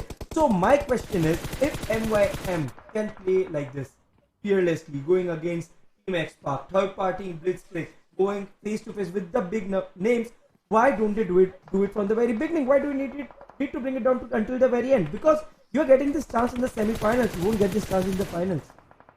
That is absolutely correct. And well, Immortal over here, he's still not letting go of that trigger. He is going to be hamming the enemies over here. Gets a knock and a finish on HEX ReaperX. But King Ankit is now going to be thrown on the side as he gets a knock of his own, but instantly gets taken down by 420 OP and finished as well. So MYM kind of have XSpark to tank right now, but Nox's Mayunk is going to make sure he comes and finishes the job. Meanwhile, MYM again in that situation. We've seen them time in and time out. Behind one rock, the blue circle is coming in and smokes have been deployed. Looks like Sensei might be on his last legs over here as he's lying bloodied on the field over there. 420 OP gets taken out, and with that, XSpark are going to be eliminated in the 5th position. 6 kills to their names. Nox is Mayank, the last man standing for his team, tries to make it in, and MYM, as expected, to be honest with you, eliminated in the 4th position. 9 kills to their names. finding themselves in that same situation once again. They definitely need to start rotating and migrating a bit quicker. That is the one thing. That is their Achilles heel. The edge-to-edge gameplay thug is literally their Achilles heel. As we're down to the last three teams, make that the last two, as it's going to be STALWART Esports taking on one man from Nox Official. Down to the last two teams. STALWART Esports, definitely after this game, they would be super happy back at their camp, because they know 33 points are definitely gonna push them way top. But I don't really want to curse them, but Nox Mayhem might just have different plans. As he spots one out, picks one out, tries to confirm him. I mean, like, Mayhem does have a good spot, but then obviously the zone kicking in, and that's it. That could be GG for Mayhem, as he just has one first hit. He is counting on his opponents coming out in the open, which is not really gonna happen, and that's a good chicken dinner for STALWART Esports. 33 points to their name, and what better game they would have asked on the last day, just when they were really under pressure. Absolutely a wonderful, well-deserved chicken dinner for STALWART Esports, and that is definitely going to propel them up on the leaderboard. That is something they were looking for. Team Mayhem also, they had a good game, 9 kills. See, again, like I've said, they can do good when they play aggressive. They can hold down the spot, but traversing into the circles is currently off balance completely, to be honest with you. And with that, the MVP is going to be Damon, or the Demon as I like calling him now, as he gets 7 kills with 699 points of damage, meaning that whatever he killed, he pretty much shot down himself. Right, and obviously STALWART Esports, the entire team stepping up exactly when they were required to step up. I mean, like, you can fail the entire tournament, but at the last day when you're on the verge of extinction and the boys go out and take a 13 kill second dinner in Sanhok, this talks a lot about capability and capacity. This kind of situation reminds me of a very old school team, RIP, those boys have been there in the scene since a very long. RIP was one squad that would always fight it out in the last day and suddenly ensure that they secure. STALWART could be those guys today. Them on 7 kills, 420 once again stepping up for his team with 5 kills. And MCYS once again with a decent game. Dark over there leading the charge with 4 kills, 639 points of damage. Immortal making his name, his presence felt on the top 5 leaderboard with 4 kills to himself. And Robin from STALWART Esports making sure that he finishes up in 5th position. So a big game for STALWART. That is definitely going to be something that they're going to look forward to. And let me just put some light on Team Insane this time, because again, we thought they were in a good position, but they are losing out on gunfights. And if I want to make some notes about them, I'm going to have to add that today, because it's kind of looking lackluster. It's looking a little bit hesitant, but forget that, because we have a 34-point chicken dinner over here for STALWART Esports, who have won the game with an impressive 14 kills. Wow. Yes, and at the same time, super impressed to see Mayhem finally coming up with those 9 kills. I mean, like, in those 9 kills, they had both XSpark and they needed to. Yeah, so, 2 big names that they were able to take down. But LegStump FALLENangelz, I think that's the end of road for them. I don't see any hope, or any, because we have 2 games, Miramar and Erangel. It's not gonna be easy for them to fight it out. This team, better luck next time for them. They have the potential, they have that capability and capacity in them, but it all depends how they're able to fight out towards the end. They definitely have the capability, but I think the thing is, it might be just a little bit too late for them, but we're all dreamers, right? One big game could do it. Miramar, they've shown us a few glimpses of brilliance before. They have gone out and got it done. If Bhishma decides to take his team to El Pozo and work his way from there where, he's most comfortable, we might see something. But right now, we're not going to see a major change on the leaderboard, as VR1 are still up front with a good lead. They still have 20 points lead with 2 games in hand. So you know what? Maybe Blitzkrieg and XSpark, they need to really up the game right now. Now, if Blitzkrieg get an average of 10 points a game, maybe 11, they've definitely won this stage, right? But again, they have a big target painted on their back now. Yeah, I mean, like, the way they have played, I mean, like, they have had their share of good time. They have had their share of chances. It's just that we ultimately, like I always say that for that win, some teams lose, and this time we're gonna have up 50 and Lord Fam. These teams are done after this game. Up 50 and Lord Fam are safe to conclude that they have been disqualified. Now, Optimum Esports are 126, and they have a difference of 4 points with FINTOX, who don't have any more games left. But Team ES and Mayhem, they have moved way up, I guess, into the safer zone, and they have 2 more games to go. The next team on the verge of elimination is FINTOX, but obviously for that we need to move to the last page and see where FALLENangelz and LegStump spend. But this is the part which is the most interesting one, where we have some. Okay, so Nox official, FALLENangelz and LegStump, they are done. I don't see them making it to the top. They need 42 points. LS needs minimum of 42 points, given the fact that the other 2 teams would also be playing the remaining 2 games. So I believe Nox does have a chance, but FALLENangelz and LS, they are done. I think I'm going to have to agree with you on that. It does look like a dicey situation for them to make up those points, especially, keeping a look at their track record. So I think this might just be the end of the line for these teams. But again, they should take something away from this. They should take, learn from your mistakes and get better and come back bigger, faster, stronger. And we might just see that in future. But right now, I think the race is on for this 14th position. It is going to be close. And of course, right up top, can Blitzkrieg make up 20 points in the next 2 games and overtake VR1 Esports? I guess we're going to have to wait and find out what happens in the next 2 games. Yeah, I mean, we have Miramar and Erangel, 2 of the oldest maps in the game. Coming down to the very last day of PMCO Semi-Finals, when we'll finally get to know which 14 teams will go out, join Cells and Team Tamilas, and then which of the 5 teams among them will make it to the PMPL. So a lot of permutation combination, a lot of this to the 1-to-1 ratios and 1-to-2 relations to be figured out as we move ahead with this PMCO. But for now, a great game of Sanhok. Nice to finding that good game that they require to make them safe, to take them. And we have some interesting sets coming up between Nox, Official, and Optimum. Now the head-to-head is there, and the stats are pretty much there for you guys to have a look. Optimum still leading the charge in the kills department. Both teams have 1 chicken dinner each, and by the look of things, Optimum Esports have been in thick and thin of the action a lot more, while Nox Official have been good at capitalizing on the zone shift. So both teams, they have kind of like a similar pattern to their play, because they've had their ups, they've had their downs, and we haven't really seen super consistent gameplay from either of these teams, because they might have a good start one day, but the next day it might not be the same. So last 2 games remaining, and with everything on the line, it is going to be a nail-biting finish to these to the semi-finals over here in the PMCO Fall Split 2020 Indian edition. And you know what? I can't wait for Miramar. I want to jump in the game right now. Yes, I'll quickly take you to the game, but before that, we'll go for a quick short break and be right back.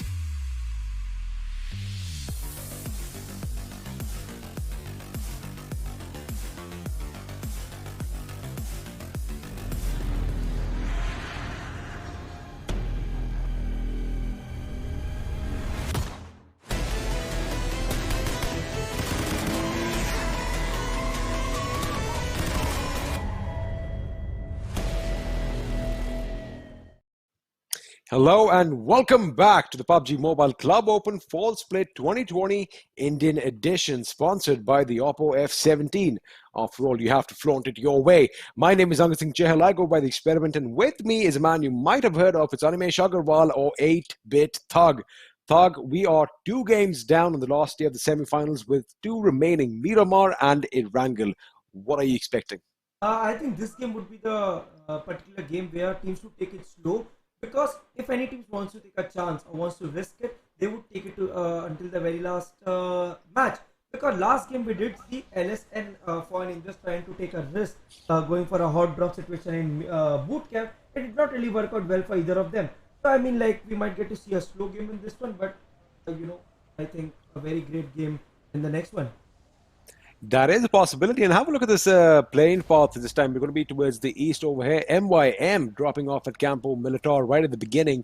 So they should have ample loot as they make their way to the circle, which should pretty much reveal itself in a few moments. But the playing path is going to be going from Toria Humada. We're going to be flying over Los Leones. So you can expect a couple of teams to be dropping down over there. Porto Paraiso is in contention as well. As are places like Chubacera, where I'm kind of expecting XSpark to be heading towards. Let's have a look and see if that is going to be true. Meanwhile, MCYS looks like they are going to be heading to their hometown of Picado, a place where they've been really comfortable engaging in fights recently. Yeah, I mean, like, Picado has been a good drop spot for them. And I mean, like, they have been doing pretty well. I mean, Picado is the center of the map, and any map. If you go to Pochinki in Erangel, you go to Picado in Miramar, you go to bootcamp in Sanhok, or you go to somewhere on Villa or Castle in Vikendi. Obviously, it always gives you a very good chance to rotate. So teams, have always they have seen that the way they have played, it's always been so easy for them to rotate their run. Every team that takes a drop generally are very comfortable. But yes, let's talk about Optimum. They have a nice situation in front of them with RG coming up, still gliding, and we might get to see some shots taking place, some teams going down, but no, that's not the case. Optimum would just continue their loot. RG were in a tight spot, but I think they are finally going for the vehicles. Let's see how it works out for them. Funnily, over the last few Miramars, Optimum and Reckoning have actually been clashing with one another in such situations where, one or the other of the teams are always shooting somebody down in the sky. So that is exciting. They have similar drop spots, and more often than not, it seems like the drop spots are usually far away from the plane, which makes for more gliding action, and people can actually get shot down mid-air. So that is something that I've kind of noticed, especially with the 2 teams on our screens right now. But they are pretty much in the map, and this fight is taking place just south of Picado. So I guess they're going to be in a good position to move around, traverse around. Of course, places like El Pozo might be taken up by some team, and looks like LegStump, in fact, might be heading over there. It does seem like they're going towards La Cobreria, but they might just drive around that road and head due south, because like I said before, that is a place where, Bhishma has had a lot of, he spent a lot of time in that place. But it looks like we have our first victim of the day, and Mad Dog is going to get a member of FALLENangelz, and Vishu goes down. Thug, could it be 3-4-3? FALLENangelz getting eliminated in the first spot? There is a possibility, because they are an inexperienced side. They must have lost that. It's about having that calmness and composure, and I understand we can say that you need to be calm, but it's not really easy when you see your dream of making it to the bigger stage going off in the next 40-50 minutes. I mean, like, it's just a matter of 50 minutes before we'll get done with the semi-finals. But right now, Fallen closing in on Blitzkrieg and Vishu. Their front-end assaulter going down, and Blitzkrieg has a really good position for themselves. They might actually get something done, but have a look at Mad Dog as he's moved in. I think your voice just trailed off. I do apologize if I did cut you off over there. But yeah, Blitzkrieg, they are setting themselves up for a little assault on FALLENangelz. Now again, FALLENangelz, they have nothing to lose. I think they should go out, clutch it, live up to your name, mate. Go out, get a few kills, clutch the game for your team. Elsewhere, Reckoning have opened up on Optimum, and well, talk about adding insult to injury, as Critic 07 is going to be punched to death. That is going to be a statement made by the opponents over there. But I like the fact that FALLENangelz are currently split up over here, but they're not really using that to their advantage. They can actually start moving in on Blitzkrieg location and kind of pinch them in. But again, hesitant. I feel they're a bit hesitant. Yeah, I mean, like it looks more of about not being able to continue the momentum they were able to gain in the opening week and the first 2 3 days of this tournament. Eventually, they had to they were not actually able to fight back once we had a fair Ooh. ground for every team, and that is when things went wrong. But nevertheless, what I feel is that now for Angels, they have 2 players alive.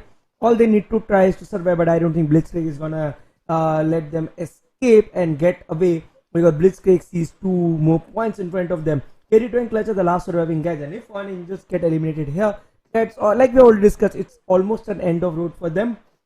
But this would be the final nail in the coffin. It is indeed, and I like the fact that Blitzkrieg are moving in for the kill. It's a nice, well-coordinated attack from the left flank over here, with one member still up high, providing valuable cover from up top, as well as intel. And over here, Mad Dog spots out the members of FALLENangelz as they retreat back towards a safe haven. But they are like a pack of wolves right now, or a pack of hyenas rather, trying to make sure that they get that kill over here in the desert. And Mad Dog, well, he just has to go a little bit of, he's got to get that aggression up, go a bit woof woof, and he might just get that kill done. I'm sure he's hungry or thirsty for some blood over here. Look at the way they are pushing in. They know that since they've got a couple of members of FALLENangelz, that they are going to be on the back foot and they want to make the best of the situation. But you got to be careful because, when you are rushing in blind, Thug, that is sometimes when you make mistakes. Yeah, I mean, like you do make mistake, and Blitzkrieg might do something, in a rush, in a hurry. But I think right now Blitzkrieg does have a very big mental advantage over, the mental strength advantage that they would have over FALLENangelz, the team that has actually fallen towards the in this PMCO. They might just want to capitalize on that. Kerito did go back way behind, and I think there's a slight rotation going around Kerito, and I think it was Team MYM trying to make their way inside the circle. But both of these teams, Blitzkrieg, do need to realize that they wasted a lot of time. The circle is almost halfway here. They are still 1200 meters away from the zone. It should not be the case where they are not able to gather enough loot because of this particular fight, because the opponents don't have anything to lose. But Blitzkrieg might just give away their #1 finish. And RT Clowny has the MCYS boys right in front of his eyes, and 2 knocks. Quick knocks in quick succession takes out the MCYS boys out, and Dark, the last surviving guy. Clowny completely missed Dark, I guess. Yes, he did. Well, he has missed him, and Dark is going to make him pay for that mistake as he takes him down, tries to finish him. He does get the finish, but now he's going to go up against Exotic. And had he just shown a little bit of trigger discipline, he might have got 2 birds with 1 stone, but he's going to be satisfied with 1 kill. And with that MCYS, again, in a matter of seconds, in the blink of an eye, they have been reduced to a 1-man squad. Ignite. Now, let me ask you one thing. The way he was coming in, oh, wait a second, we have a little bit of more action going on over here as Glow gets taken out and finished by Mad Dog as they try to make their way down south. I love the fact that we have a lot of fights breaking out, and as usual in full Miramar fashion, it is while they are migrating into the zone. Yeah, I mean, like Miramar has always been about tough rotations, like tough rotations in the sense that you don't get the right vehicles, you have a tough terrain. You find teams like Blitzkrieg holding the road to your final destination, and then the way they fight it out. Now we have Blitzkrieg who would want to continue their rotation. They have I think they're a full 4-man squad. Yes, Mad Dog, Sakriya, Naughty by Volt. Easy 3 kills that they got at the very beginning of the game, and they would just want to continue.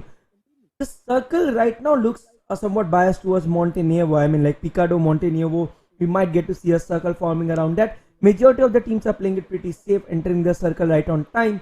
Let's wait, watch and see how this entire game unfolds. Team XSpark also approaching the map from the south, which has been their regular drop spot from the very beginning. I mean, like they take a very weird drop towards the southern part of towards the northern part of Minas del Valle.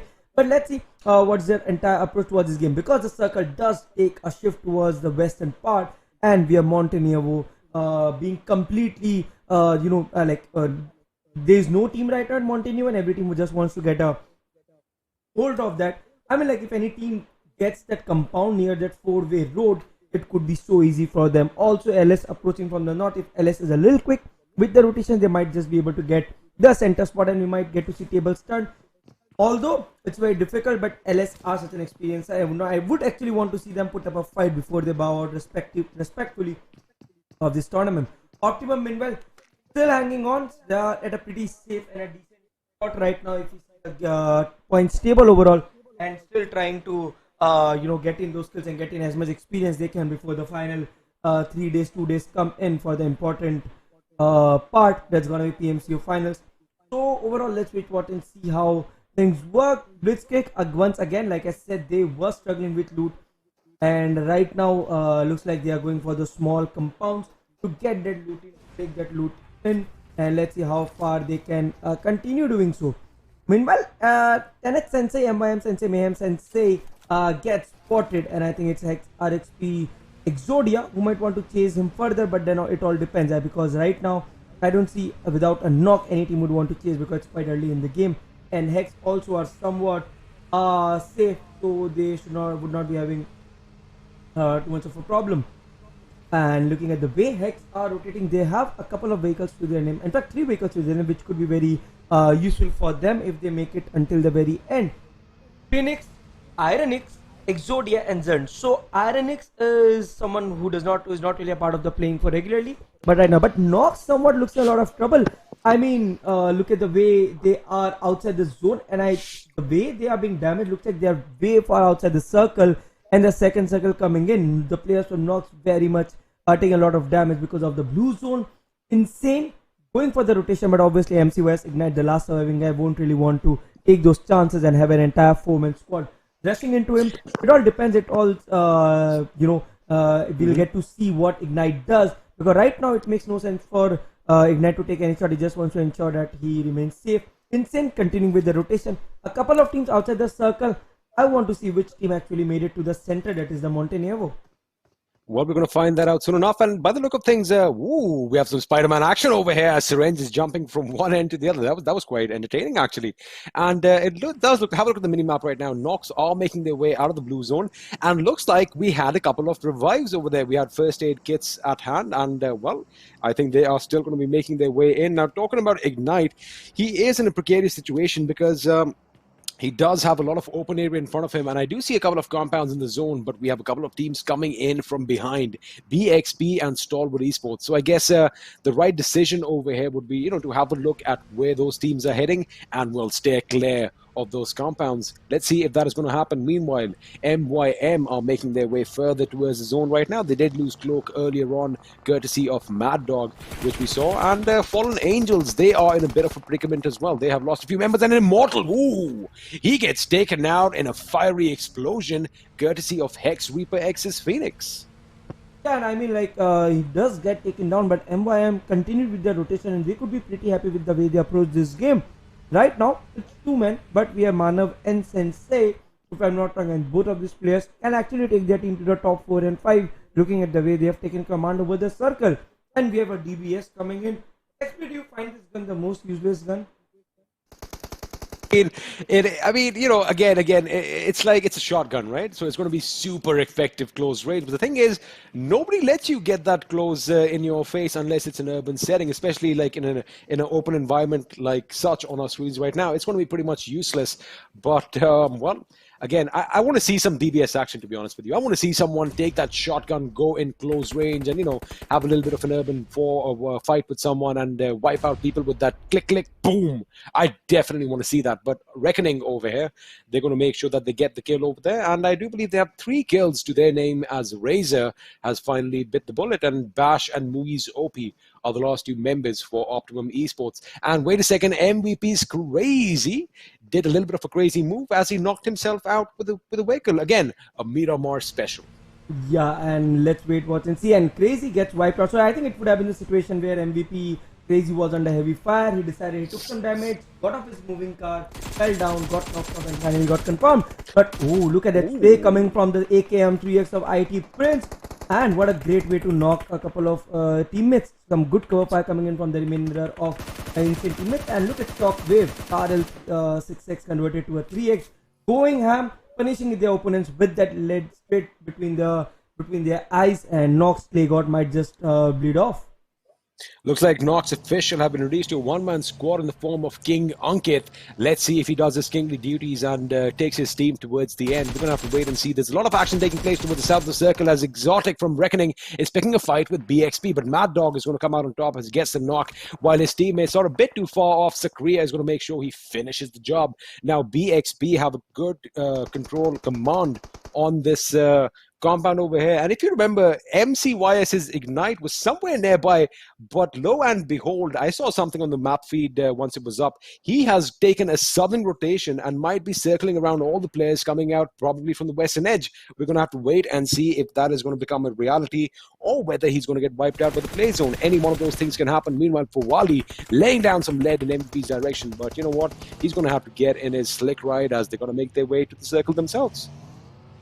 Right, and wait, let's see how these teams eventually approach this entire circle, because I did see a couple of teams like maybe Insane prioritizing fight. Oh, and BlitzkriegXP just pushed in on Reckoning, and they would want to take 0 out. It's a 1v3 situation, obviously very difficult one, given the fact that they're going at the best, and Bolt did not give him even a split second of an opportunity to take even one shot, and Reckoning gets eliminated pretty early, I think at the 14th spot for the second time today, and we need to wait, watch and see. And let's talk about the Circle and Mayhem. What a lovely relationship they had. The kind of relationship every man wants. Absolutely, and it does look like it's favoring them this time, so they're not going to have to go to the edge, but I wonder if they move to the edge because that is their preferred playstyle. But again, they have that compound over there at Monte Nuevo, so they're not going to move out. But a fight over here is breaking out between Team Insane and Stalwart Esports, and looks like Insane's ID Prince has actually gone down to the blue zone. So again, that's an issue with these edge fights right at the edge of the circle. The blue zone is going to be doing its damage as well.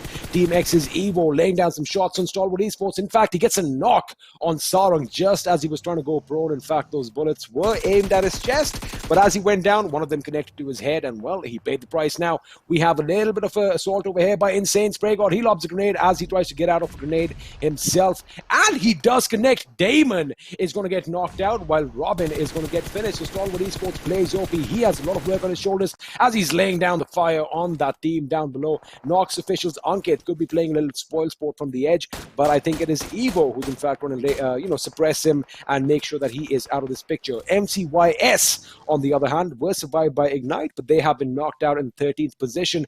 Now, Blaze OP does have a few first aid kits, and he does have the option of looting his teammates as Team Insane make their way to the zone. But the question is Team X going to let Blaze OP move in?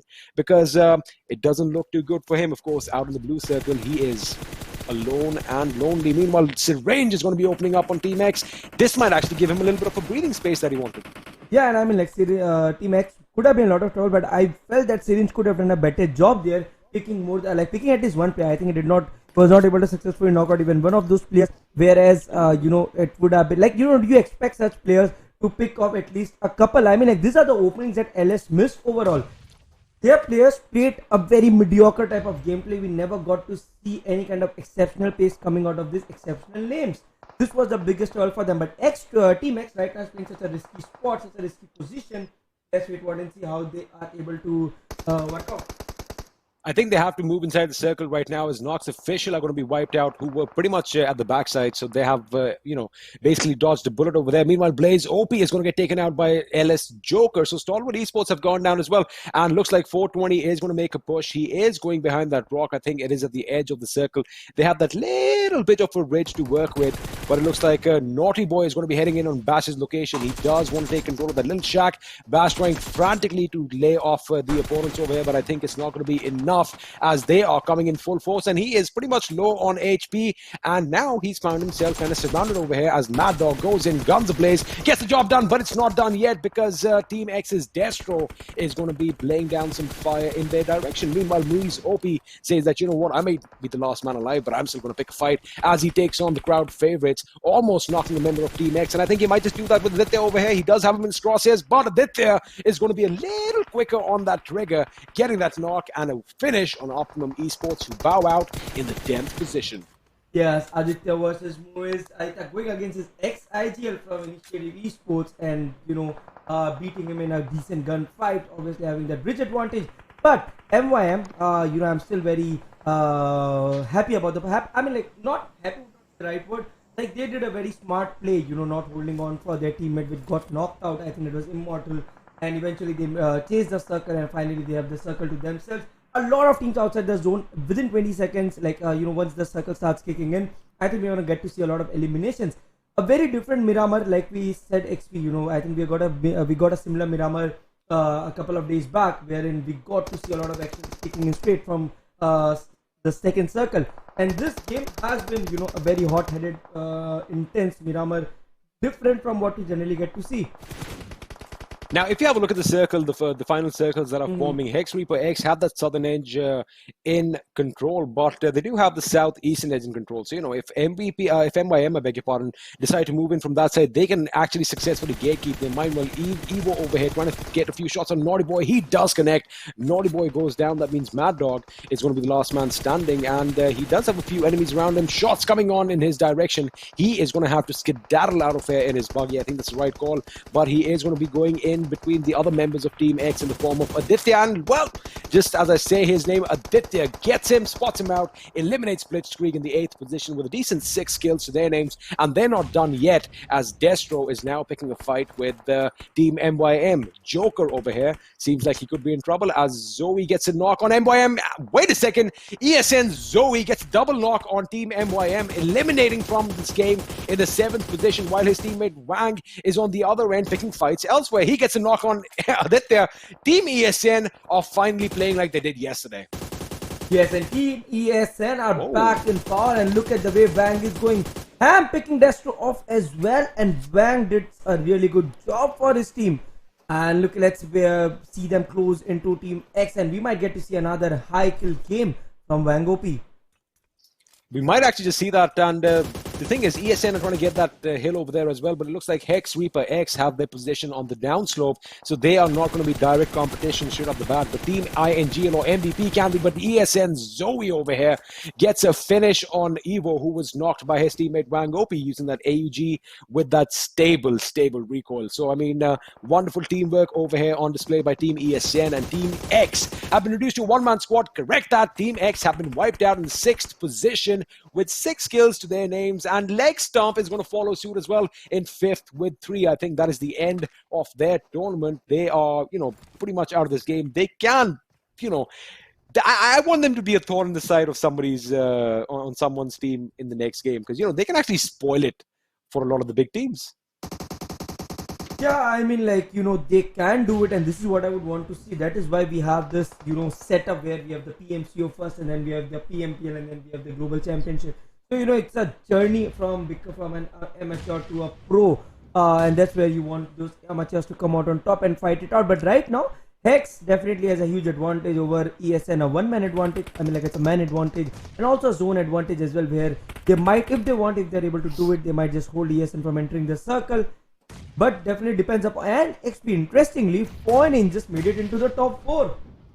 They are, of course. Clutcher is still alive at the other end of the circle. He's going to be as quiet as possible, but looks like HEX ReaperX are in a position to make sure that ESN do not make it in, as we have the last 4 teams, lost 10 players alive, and on our screens right now, HEX ReaperX are picking a fight with ESN. Now, Team ESN, they're trying to deploy those smoke grenades, trying to go in a bit closer, but they've got to be careful, because it's not just one team that is opening up on them, it's another one from afar. But looks like Prashant, in fact, gets knocked down by Pirate JX, a man who has been on our lips for quite a long time. This man has been instrumental in his team's success. Meanwhile, the last remaining member from MVP Tango is going to try and creep his way into the circle, which shouldn't be a problem considering that he has this little bit of a ridge cover, the uneven Miramar map, always coming in handy in these situations. But HEX ReaperX look like they are confident in getting the job done, and Tango might actually be a stick in the mud from behind, and he is, exactly as he gets a knock on Zoe. He is going to try and finish it before HEX ReaperX, in fact, come in and seal the kill. But wait a second, he does get his kill, and Tango might just take his team to the top 3. Yes, and the way HEX are closing in, it all depends. Wang OP is also spot at a point outside the circle, but definitely gets spotted. Zern picks him off, and HEX ReaperX coming up with almost a 15 kill chicken dinner. No, FALLEN is forget MVP taking their teammate into top 3. Clutcher, the first team, FALLEN was the first team to get casualty in this game against Blitzkrieg, and these two boys, Clutcher survived until the very end, took his team into the top 2, and it could be a game changer. I mean, like obviously they still require a lot of points, but it at least give them a ray of hope.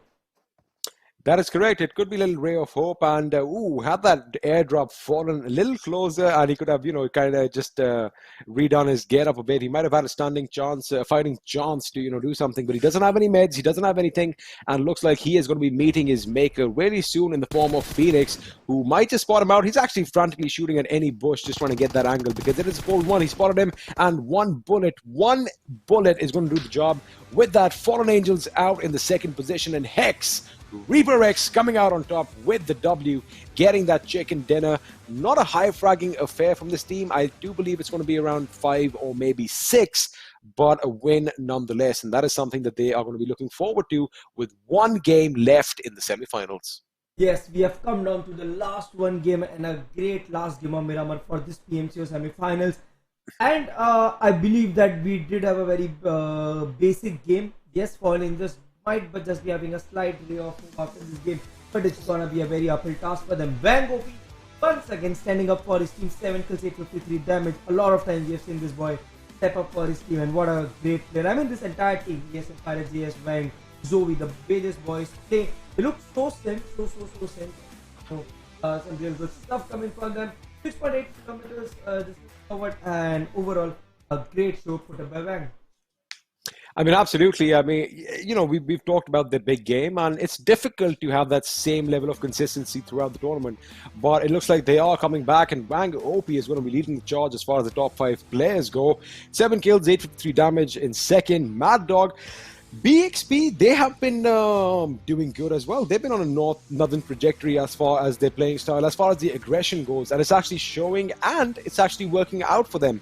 And I think with this game, they might be inching their way closer to the top of the leaderboard. And you know what? I would not be surprised if they get to overtake their opponents. But I think VR1 Esports might still have a little cushion of a few points at the tippity top. But with one game in hand, I think the throne is definitely going to change hands. Yeah, I mean, like, we still have another game to go, and obviously, BlitzkriegXP did start off with a very good advantage. I mean, they have had a consistently good tournament, so they do deserve that #1 finish if they are going for it. But let's see how it turns out. Match summary for the day. Only 171 smokes and nades.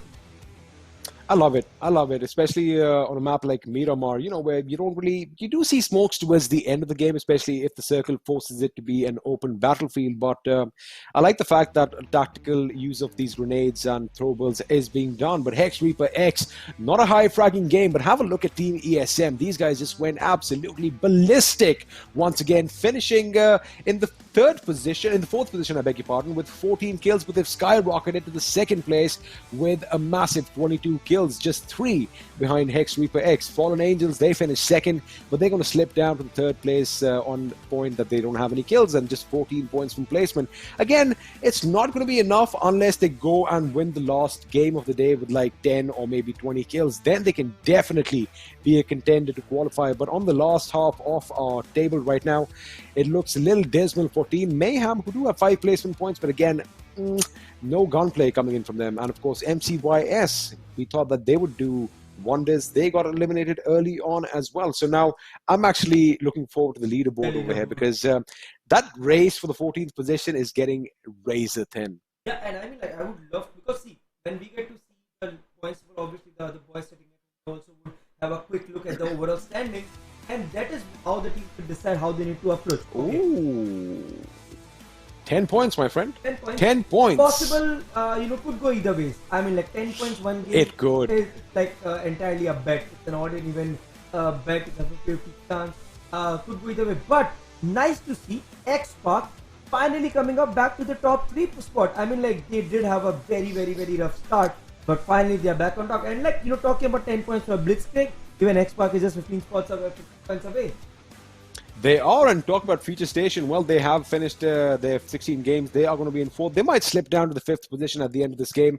Team Mayhem, they have pretty much cemented their position in the top 14. I don't see them having any difficulties qualifying. Now, let's have a look at, well, FINTOX are still holding on to that 13th position. So Optimum Esports, UP50, well, UP50 and Lord Fam are eliminated. done and Yes. dusted. So, Optimum Esports, they really need to make sure that they push through, because there are going to be a couple of teams below them in the 17th and 18th position who are gunning for that 14th spot. And I'm actually intrigued to see what the difference is. Now, of course, they have 129 points. And let's see how many points the 17th position team has. And, well, we have it over here, 123. 6 points separate the two. Oh, boy. This, wow. I mean, all these teams, now, we're going to talk about things like, they have to play their hearts out. But I think they're going to play a lot more passive, and they want to survive till the end.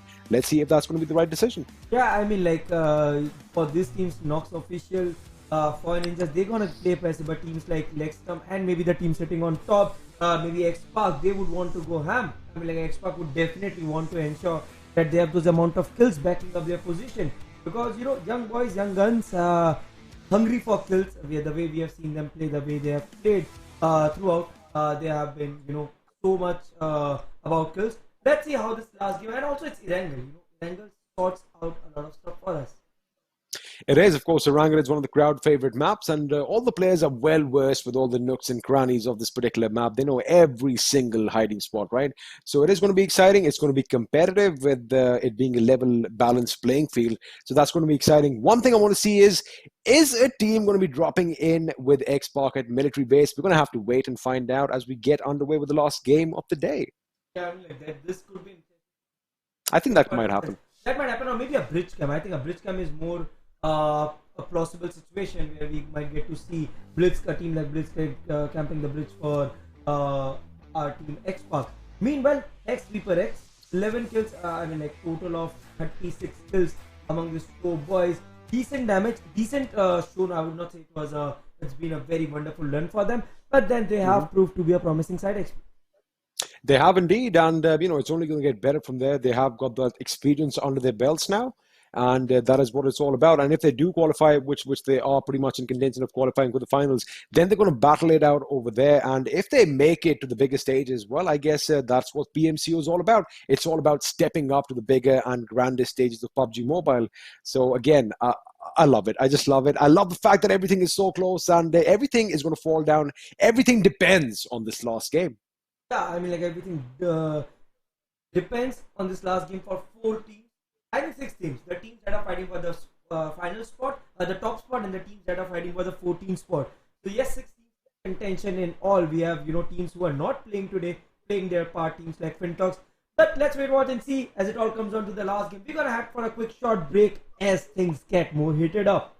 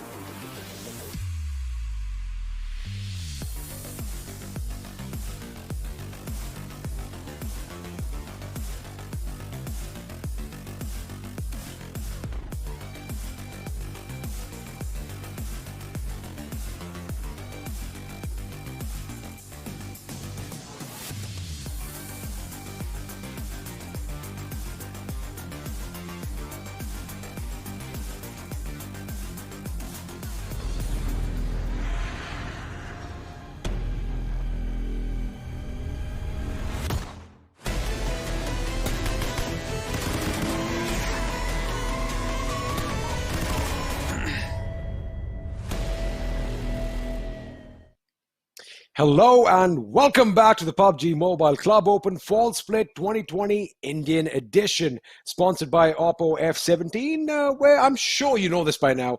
Only 5 minutes of charge will give you the ability to play a complete 35-minute game of PUBG Mobile. After all, you have to flaunt it your way. My name is Angat Singh Chahal. I go by The Experiment, and with me is a man who kind of needs no introduction. I'm sure you've heard this again and again. It's Animesh Agarwal, 8-bit thug, one of the OGs. Animesh, final day of the semi-finals, final game, and a lot is on the line, my friend. Yeah, I mean, like, definitely a lot is on the line because we have the final game. We just before the game we discussed how there are 5 to 6 teams in contention, and you might get to see a very like every team is enough race of its own. 2 teams fighting for the #1 spot, 2 teams fighting for survival. So let's not waste more time and directly head on to the game because the market is set. Let's do this. The plane is up in the beautiful sky for the one last time in the semi-finals and this day as well, as we are flying from the military base all the way in Kameshki's direction. Now the plane path is kind of inclined towards the the southeast, I beg your pardon, but again, where there's a will, there's a way. I'm sure all the teams are going to find vehicles to get to those long distant favorite drop spots. Of course, I'm talking about places like George Paul, Rozhok, even some places around the hospital where I've seen a couple of teams go. But now it looks like MYM are going to be heading to their favorite hotspot. They might be splitting up between Ferry Pair and Primorsk as they have done time in and time out. And looks like Team X is dropping down at the Sosnovka military base unopposed yet again. Right, and once again, not too much of a twist and a turn or a spicy drop that we are getting to see. But the circle, very different one. Me like it. Yeah, I mean, like, this circle is something very different that we haven't gotten a chance to witness. Something that is, moving towards the northern Georgia Pole or the southern part of shooting range. But yes, given the flight path and given the circle, a lot of contradictory moves that we might get to see. But look at, okay, so that was MVP. Okay, for instance, I thought one of the members from MYM went up north. Then I realized but nothing special about it. No hot drops, no contest. Teams playing it very safe XP. I guess it is confusing. 9 and 18, and they have the same color, and they both start with that small M, and that V really looks similar to a Y. I can see that confusion. I've been confused myself quite a few times as well. But the funny thing is, since this time, of course, the circle is a little bit more, well, haphazard or a little bit more exciting because it is towards the northwest. A lot of teams have actually dropped off towards the southern eastern edge, in fact, of this map. Teams like LegStump, Nox Official, STE, they are all going to be fighting it out in close quarters near Milta, with, of course, LegStump trying to make their way towards the power plant, which is, again, a place which we haven't really seen that often. And Bash is a lucky man as he gets in the first building, and, well, he finds a level 3 military vest. That is some good loot in these apartment buildings next to the school. And I think the loot has actually gotten better over here because, at once upon a time, places like this, even Yasnaya, were frowned upon because, the loot output, according to the surface area of the place where you find all that loot, wasn't good for these high-rise buildings. And what are you doing, Ankit? Pick up that Car 98 or at least mark it for one of your teammates, mate. That's not fair. We want to see some bold action thug. Tell him, somebody get a message across, pick up that Car 98. I think he must have marked it at least for one of his teammates. I mean, like, if there's no sniper in the team, that's pretty sad and bad, but let's wait what we see. Here we have Nox trying to, continue with the rotation, moving around. Slay got Mayhem, Ankit, and Dexos. Quick rotation, early rotation, they are fighting it out among themselves and trying to make their way up. But we have FALLENangelz talking about this team. One last shot at luck. But obviously a very, very difficult shot, around 30-35 points needed. I mean, like, they are at 112, at 28 points they at 18. Okay, so I think at 18 points they become clear of FINTOX. So it's not too difficult for FALLENangelz as well. I mean, like, they still have a slight chance, but it all depends if they are able to do it or not. We have to wait, watch and see. Also, Blitzkrieg and XSpark, like I said, every team is in a place of their own. Let's see how this entire game unfolds. A pretty slow start compared to other games that we have had. I'm going to be expecting a meta similarly to what we saw in the earlier days, especially in the Indian gaming community. But, all the teams try and survive as a whole towards the end, because we haven't had any bullets fly, any bodies drop till now. That is going to be something we're going to see, all the teams pretty much by the 5th or 6th circle. We should have about at least, I'm not even joking, 10 or 12 teams alive with a good 40 number of players still alive and kicking, because that is something that I'm going to be expecting from this team. Because I get it, a few teams don't have a lot to lose, but then, again, it's like a Cinderella story, right? I mean, even if you're down in the dumps and you have one good game, which is being watched by thousands of people right now. Of course, we have people joining us in the English stream. Hello, what's up? How are you guys doing? Thank you for your patronage, mind you, because I see that, the numbers haven't been high, but I love the fact that we can at least keep you guys entertained. But, they are being watched by a lot of people. So the thing is, if they put up a good show, if they take out the big dogs in a hail of fury or something, I think they might just make themselves household names. I mean, that's what the Indian market is all about, isn't it? We love our dramatic stories. We love our one-day wonders. Yeah, I mean, like if FALLENangelz are actually able to script this comeback and they are able to qualify today, it could be a very big boost for them, and we might get to see this team and make it to the PMPL. But we know it's not easy. It's way easier said than done. So let's see how the game approaches, the game proceeds. Still 14 teams, 56 players, all in their senses. FALLENangelz do have a very good drop spot. Severny, they rotate towards Severny. They might want to take some loot, head towards the best spot between shooting range and Rozok, or might just come towards that sniper tower area around Giorgio, towards the Giorgio containers, because they would want to have control over every spot in that circle.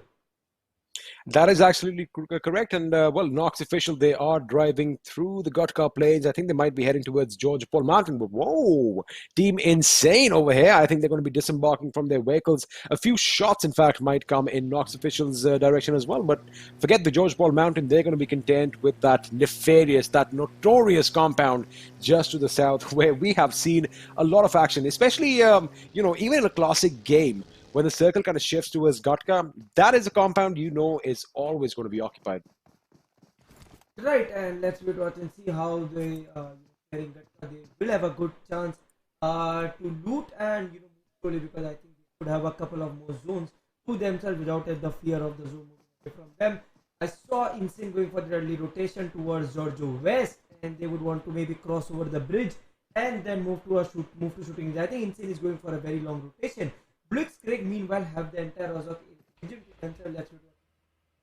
They do indeed, and the Water City could be theirs for the taking as well, but it looks like they might be crossing over, or they might actually be stacking up on that squad house opposite the road, opposite Water City. I think that is exactly what's happening. They might be stacking their cars inside, obscuring them from vision of prying eyes, all these teams around them. And it is a good spot. It is pretty much central. They have a few options in case they need to skedaddle out of there later on. But the question is, they've got to be holding that place down like a fortress, and they've got to have eyes in all directions. It is a good spot, to be honest with you. But again, if they unfortunately get caught in a crossfire between a couple of teams, it's going to be a little bit difficult, keeping two teams at bay at two different fronts. So we're going to have to wait and find out what's happening. But this is kind of funny. Exotic is out on the fields just having a little bit of a run, and I did see a few enemies nearby. He has a vehicle stashed over here. Lucky that a vehicle's over there, and now he's going to make his way back, and he does have a long way to go as he's going to make his way into the circle from south of Yasnaya Polyana. His teammates are going to be waiting up ahead, but it looks like enemies are going to be driving past as well, as Bhishma drives past him, takes a few shots in his direction, but none of them are going to be rattling him anytime soon.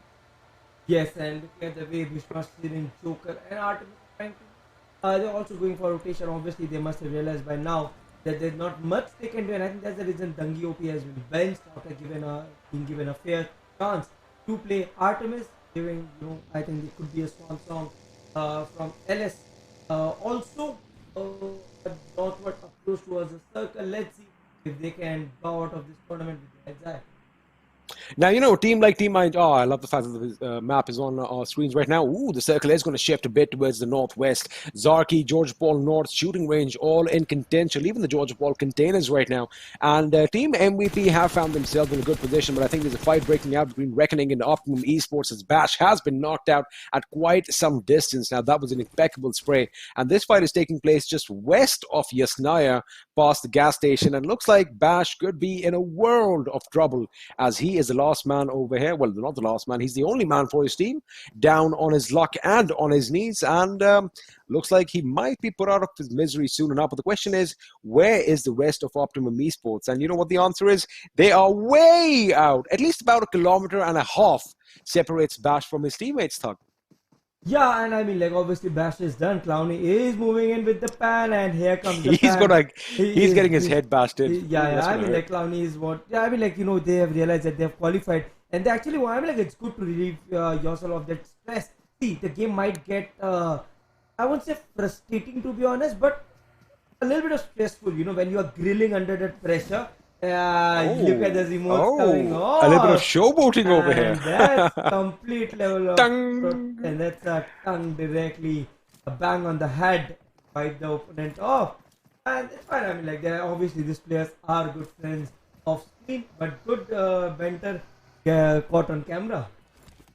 I mean, that's the best thing, you know. I mean, you can laugh and joke and cry about all these things later on, but in the game, ain't no friendship, my friend.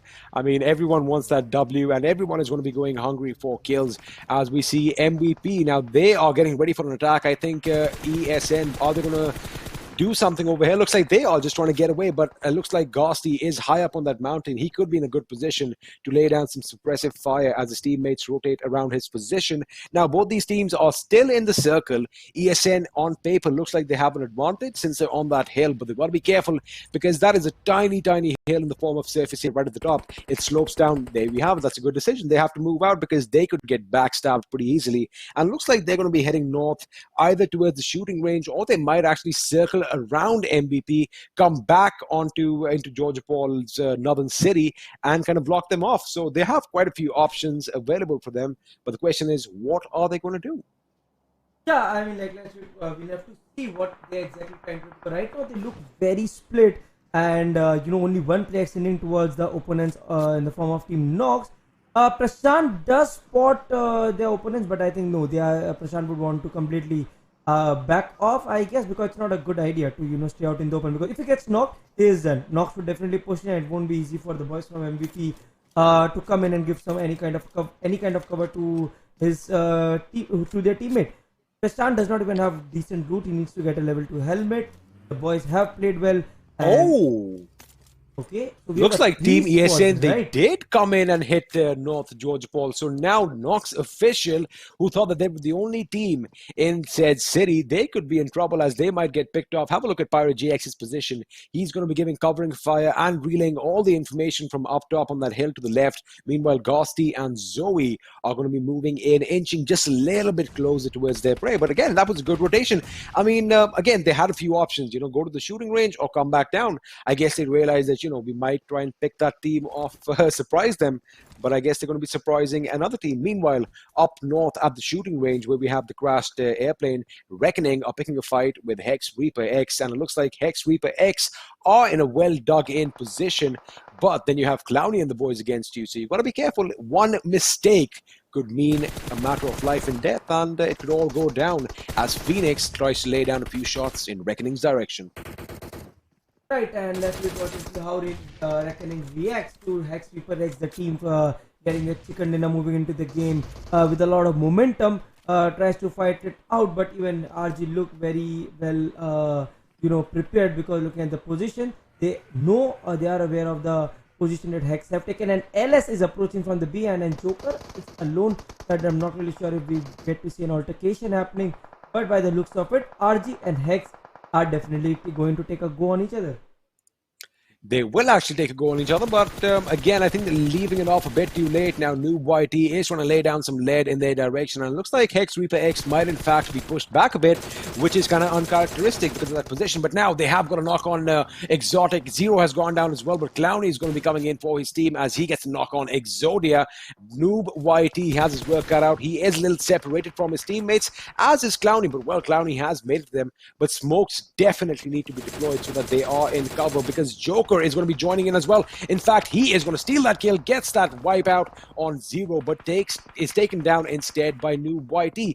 Elsewhere, Insane is going to be joining in as well. So we have a four-way party going on over here at the top of the hill, just south of the shooting range. Exciting times. Oh, and he thought he was safe, but Noob YT gets taken down by Optimum Esports PMCO 7. Make that 5 teams fighting at the top of this hill. Yes, and the way Critic has been able to pick that player off, but it's HEX ReaperX trying to pick off Insane, and every team is trying to take that spot around shooting range. I see 5 squads, and every squad taking a go at it, and Team 10, I feel bad for them. Reckoning, they are caught in right at the center. Every team at least took one shot on Reckoning. They did indeed, and well, I mean, they have been reduced to a one-man squad, but it is Clowny, and we've seen Clowny do some miraculous things in the past. I wouldn't be too surprised if he does something similar today, but Povali is going to open up his account as he gets a knock on the enemy over here, and Cloudy is going to be like, you know what, I've got to assess the situation, I've got to back off slowly, but he can't back off because he is covered on all sides. Shockwave is going to find him out, and with that, Reckoning are the first team to be eliminated this game in the 14th position with just 1 kill to their name. Right, and here if you see Insane, Povali, Spray, got Prince, and Shockwave trying to move in. They were at a tough spot, but luckily Insane survived. I mean, like, Insane survived and did a pretty good job because they have the circle to themselves. Though it's not easy to get out from where they are because there are 4 squads around them. They have LS on their behind, they have Optimum. I mean, like, not exactly behind, it depends upon which angle you're looking at from. And also Nox Mayhem going down. MYM Sensei trying to move in. Where is Mayhem? Okay, Mayhem is at the top right. I don't think Mayhem would get contested when they try to move inside the circle, but look at MVP, ESN, Blitzkrieg, MCYS. Those teams are way outside the circle and they are like caught at a very, very, very off-guard position. They have indeed been caught in an off-guard position, but the thing is, they don't have an opposition at the edges, so they do have an option to move in. But meanwhile, Immortal over here is trying to lay down the hurt on Nox Official, who, if you think about it, they've kind of cornered themselves in, and I don't see any respite from them as grenades are going to be thrown in, and I do not see them coming out of this alive.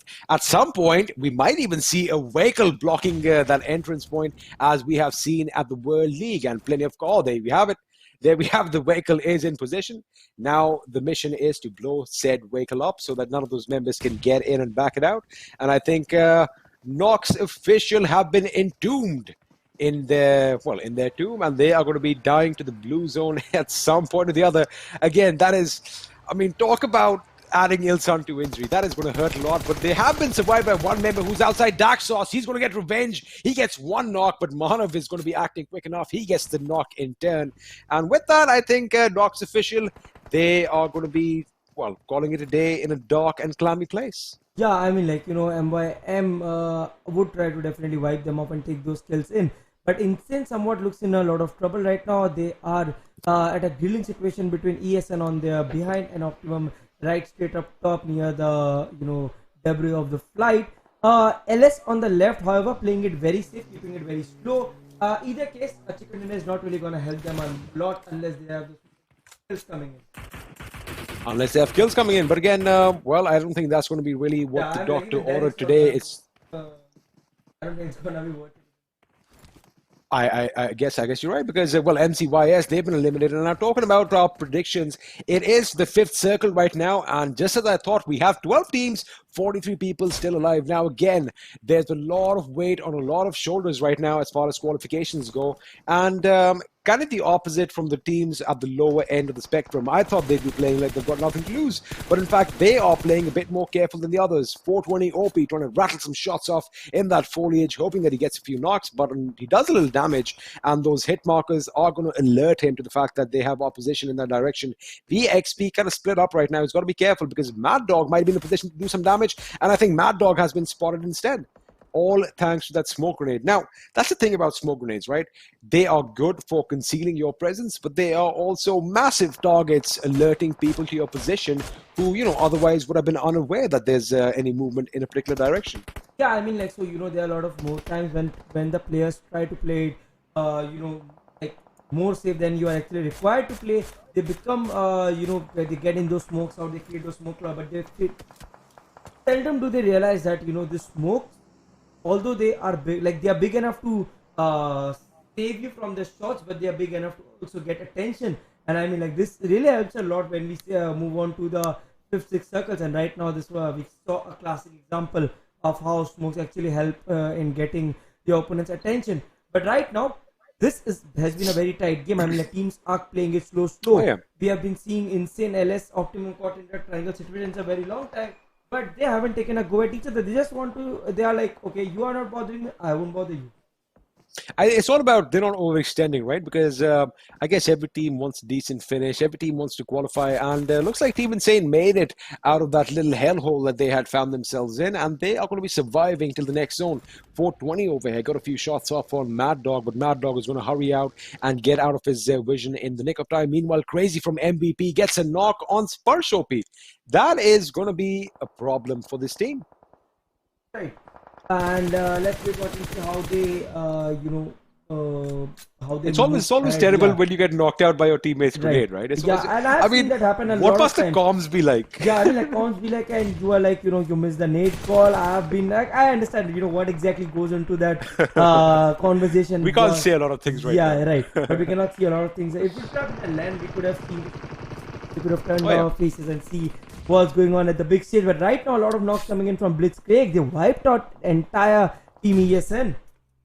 Yes, they did. And again, Blitzkrieg are a team that, if you put them in a tough situation, 9 out of 10 times they come out of it alive, wiping out the opposition. That is what we're seeing. And I like the fact that we have a circle. The final circles are forming around the shooting range. Again, it's a nice change of pace and it's a nice change of environment. Meanwhile, Phoenix from HEX ReaperX is going to open up on MYM as he gets a knock on Cloak. Optimum Critic goes down to Artemis from LegStump. And what's this? We have a kerfuffle in this shed over here. And one of them has gone down. Looks like Syringe is going to be on a little bit of a war path as he gets a couple of knocks in quick succession. Meanwhile, Muiz OP, I think he's the last man standing for his team. He has his work cut out. Meanwhile, Bhishma is going to get knocked out by Spray Guard. So Insane are going to be moving in their position as well. Now, Muiz OP is in a good spot, completely oblivious. Well, the enemy is oblivious to his position.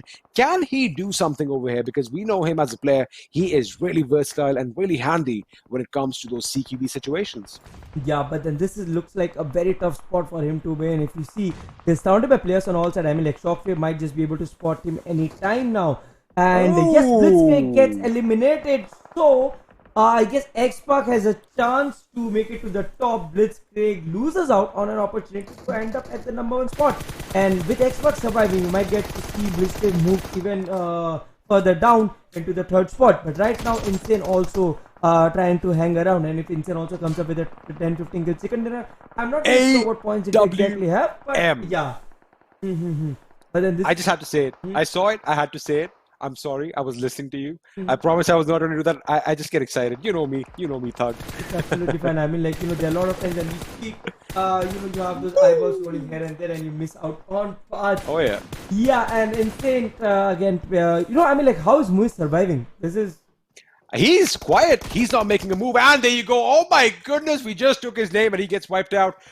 All right, Thug, I think it's time to let the world know that your crystal ball actually does work. And I'm going to have some talks to you about the stock market later on after this game. But right now, Insane look like they are going to be in a front wild position as they have all 4 members alive, as does MYM. 4 kills to their name. They might be going in for a big game. Team Insane definitely are, as they have 8 to their name. Over here, MYM and another team, I think LS was taking a little bit of a fight over there. But it looks like we are going to be joining in IT Prince as he wants to get into Syringe's position. Syringe comes out. Prince goes the other way around. Syringe takes a lot of damage. I think that's going to be the end of his game. It is. And with that, LegStump have bowed out of this game in the 9th position and out of the PMCO Fall Split 2020 as well. Yeah, and MYM doing a good job for themselves. I mean, like, these boys are finally made it to the circle, and this time they're going for the kills. They know it's the last do or die situation, in the sense that, whatever the best performance that they need to bring up, they can, because they're pretty much safe. sitting at the 11th spot if I'm not wrong. But Team XSpark, look at the way they are playing, and FALLENangelz gets eliminated at the end of road for FINTOX in this particular PMCO. They tried their best, but eventually they would fail to make it to the end. And within fraction of seconds, we have seen 8 teams come down to score, and it's a crazy 4v4 situation.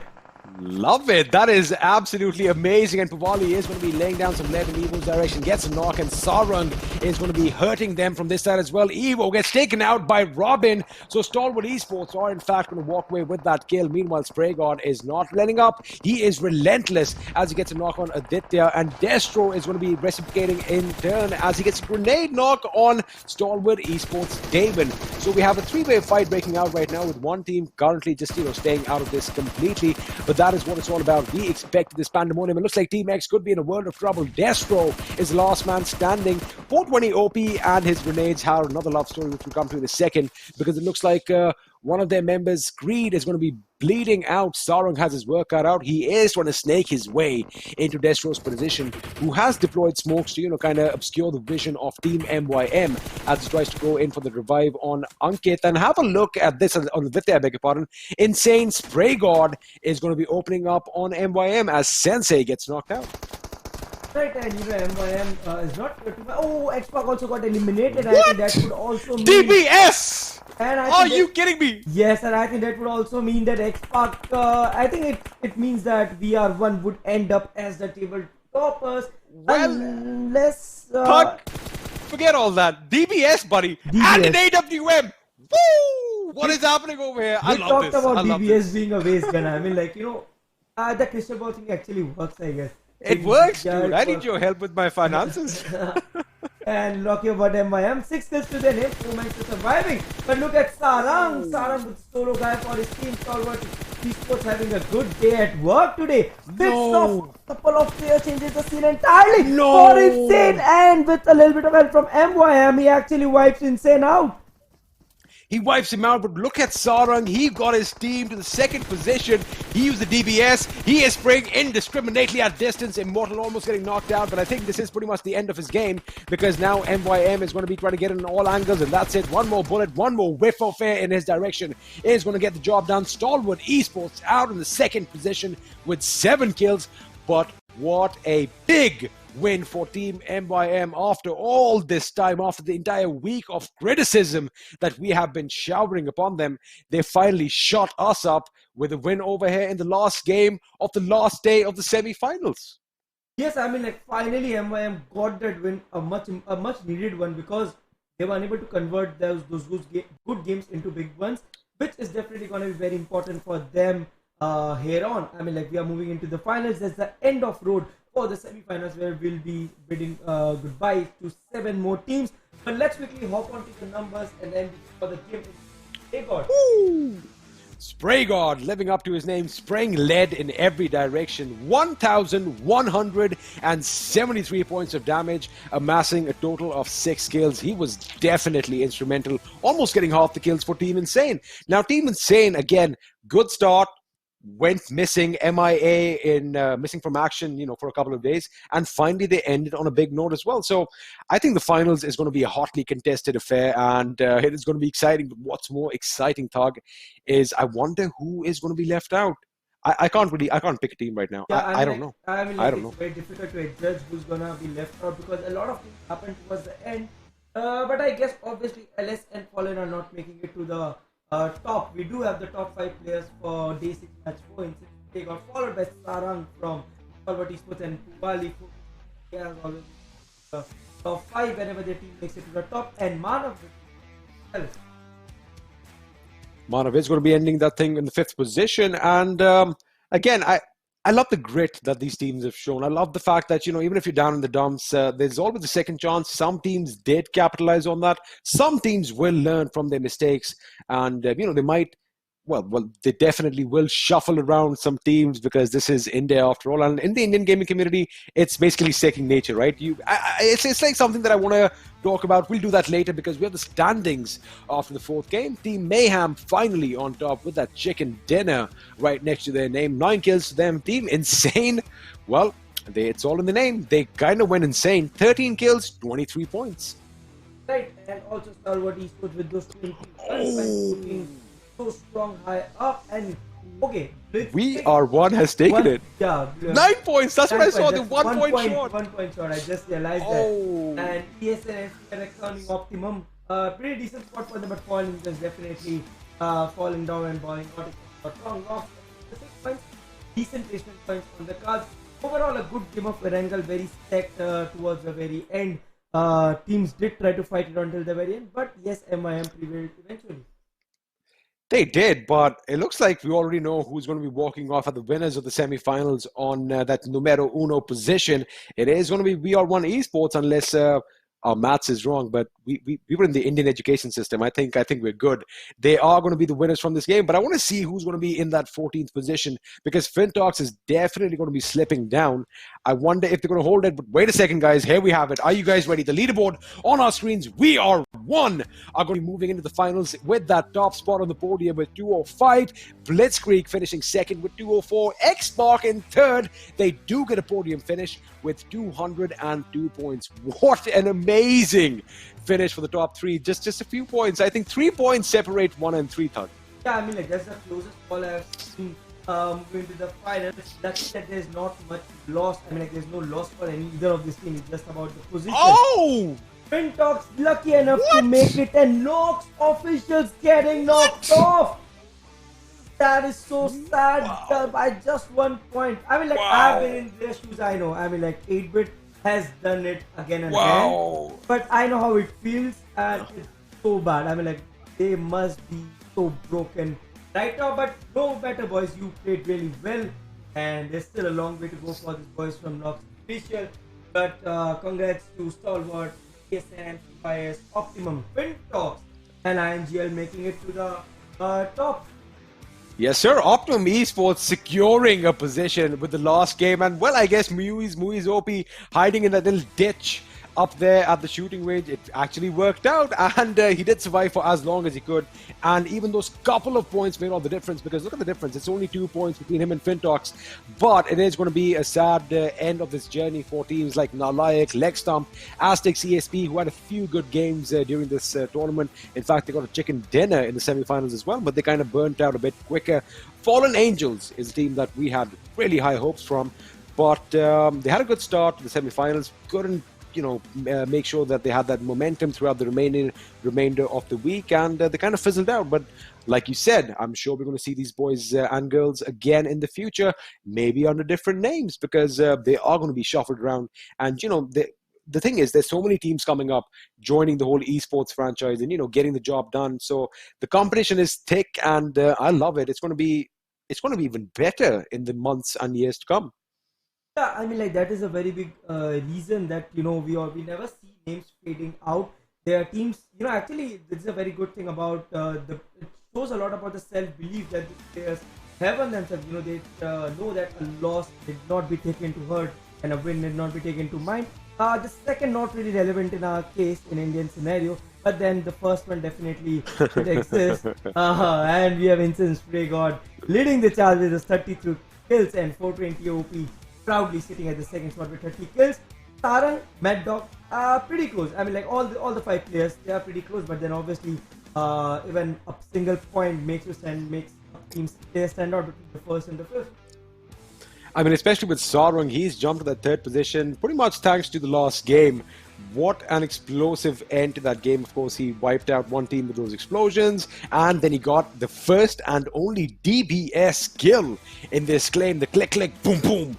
And he got that. That is something that we were talking about that, we're never going to see. And you need to be in close range. So he had an M4 with his 6x for his medium to long range engagement. And the shotgun did wonders close by. But of course, Clowny on our screens as well. Now, of course, you all saw those stats, and you have been keeping a track on your favorite players and your favorite teams. So we don't need to go on the numbers. But it is finally the end of the semifinals. The 14 teams that are going to be moving forward to the finals have been decided. So, well, I guess all you have to do now is tune in, support your teams, and you never know, that might just egg them on to victory. It's happened. It's happened in the past. It has happened, and we have 2 more big names joining in the finals. So I'm definitely excited and looking forward to a cracker of a finals. I think it's going to be a 3-day extravaganza where we will fight it out. I think it could be a couple. I think it's going to be 2 big finals. But we'll get back to later. We'll have the schedule obviously come up. But overall, a great PMCO semi-finals, a great journey up till here after a lot of hiccups, ups and downs. We are finally here with the final 14, who would be joined by 2 elites, and then we have going into the finals. Not so sweet as well. Well, we're going to have to wait and find out what's going to happen. I do believe the finals are going to kick off tomorrow, so you don't really have to have a lot of break in between. So the action is going to be continuing with the finals. And I think we are going to have, is it 2 or 3? I think it's 2 days of action-packed PUBG Mobile finale action. And of course, the 14 teams have gone through. They are going to be joined by the GXR Celts and I do believe Tamilas. So 2 big teams are going to be coming in. Now the question is, they haven't played against them so far. I know that they've got experience. I mean, come on, Celts, yeah. They are World League players. They won the PMPL. But again, they haven't tested the water out with these teams. So I wonder if that is going to be an issue. They need to have a good start. Because if they have a slow start, that could be detrimental for them winning this entire thing. But again, we're going to have to wait and find out. I mean, can we do it right now? Let's just do it right now. I want to see all the action right now, Thug. Don't make me wait. Just go take a nap, and when you wake up, don't make me wait. Action. But guys, I think that's all we have for today from the semi-finals. It's me, BlitzkriegXP, signing off alongside XP. We're gonna be back again for finals tomorrow. Stay tuned. 60 teams will fight for glory. Top 5 would make it to the PMPL. Stay safe, take care, stay home, and we're gonna be back tomorrow.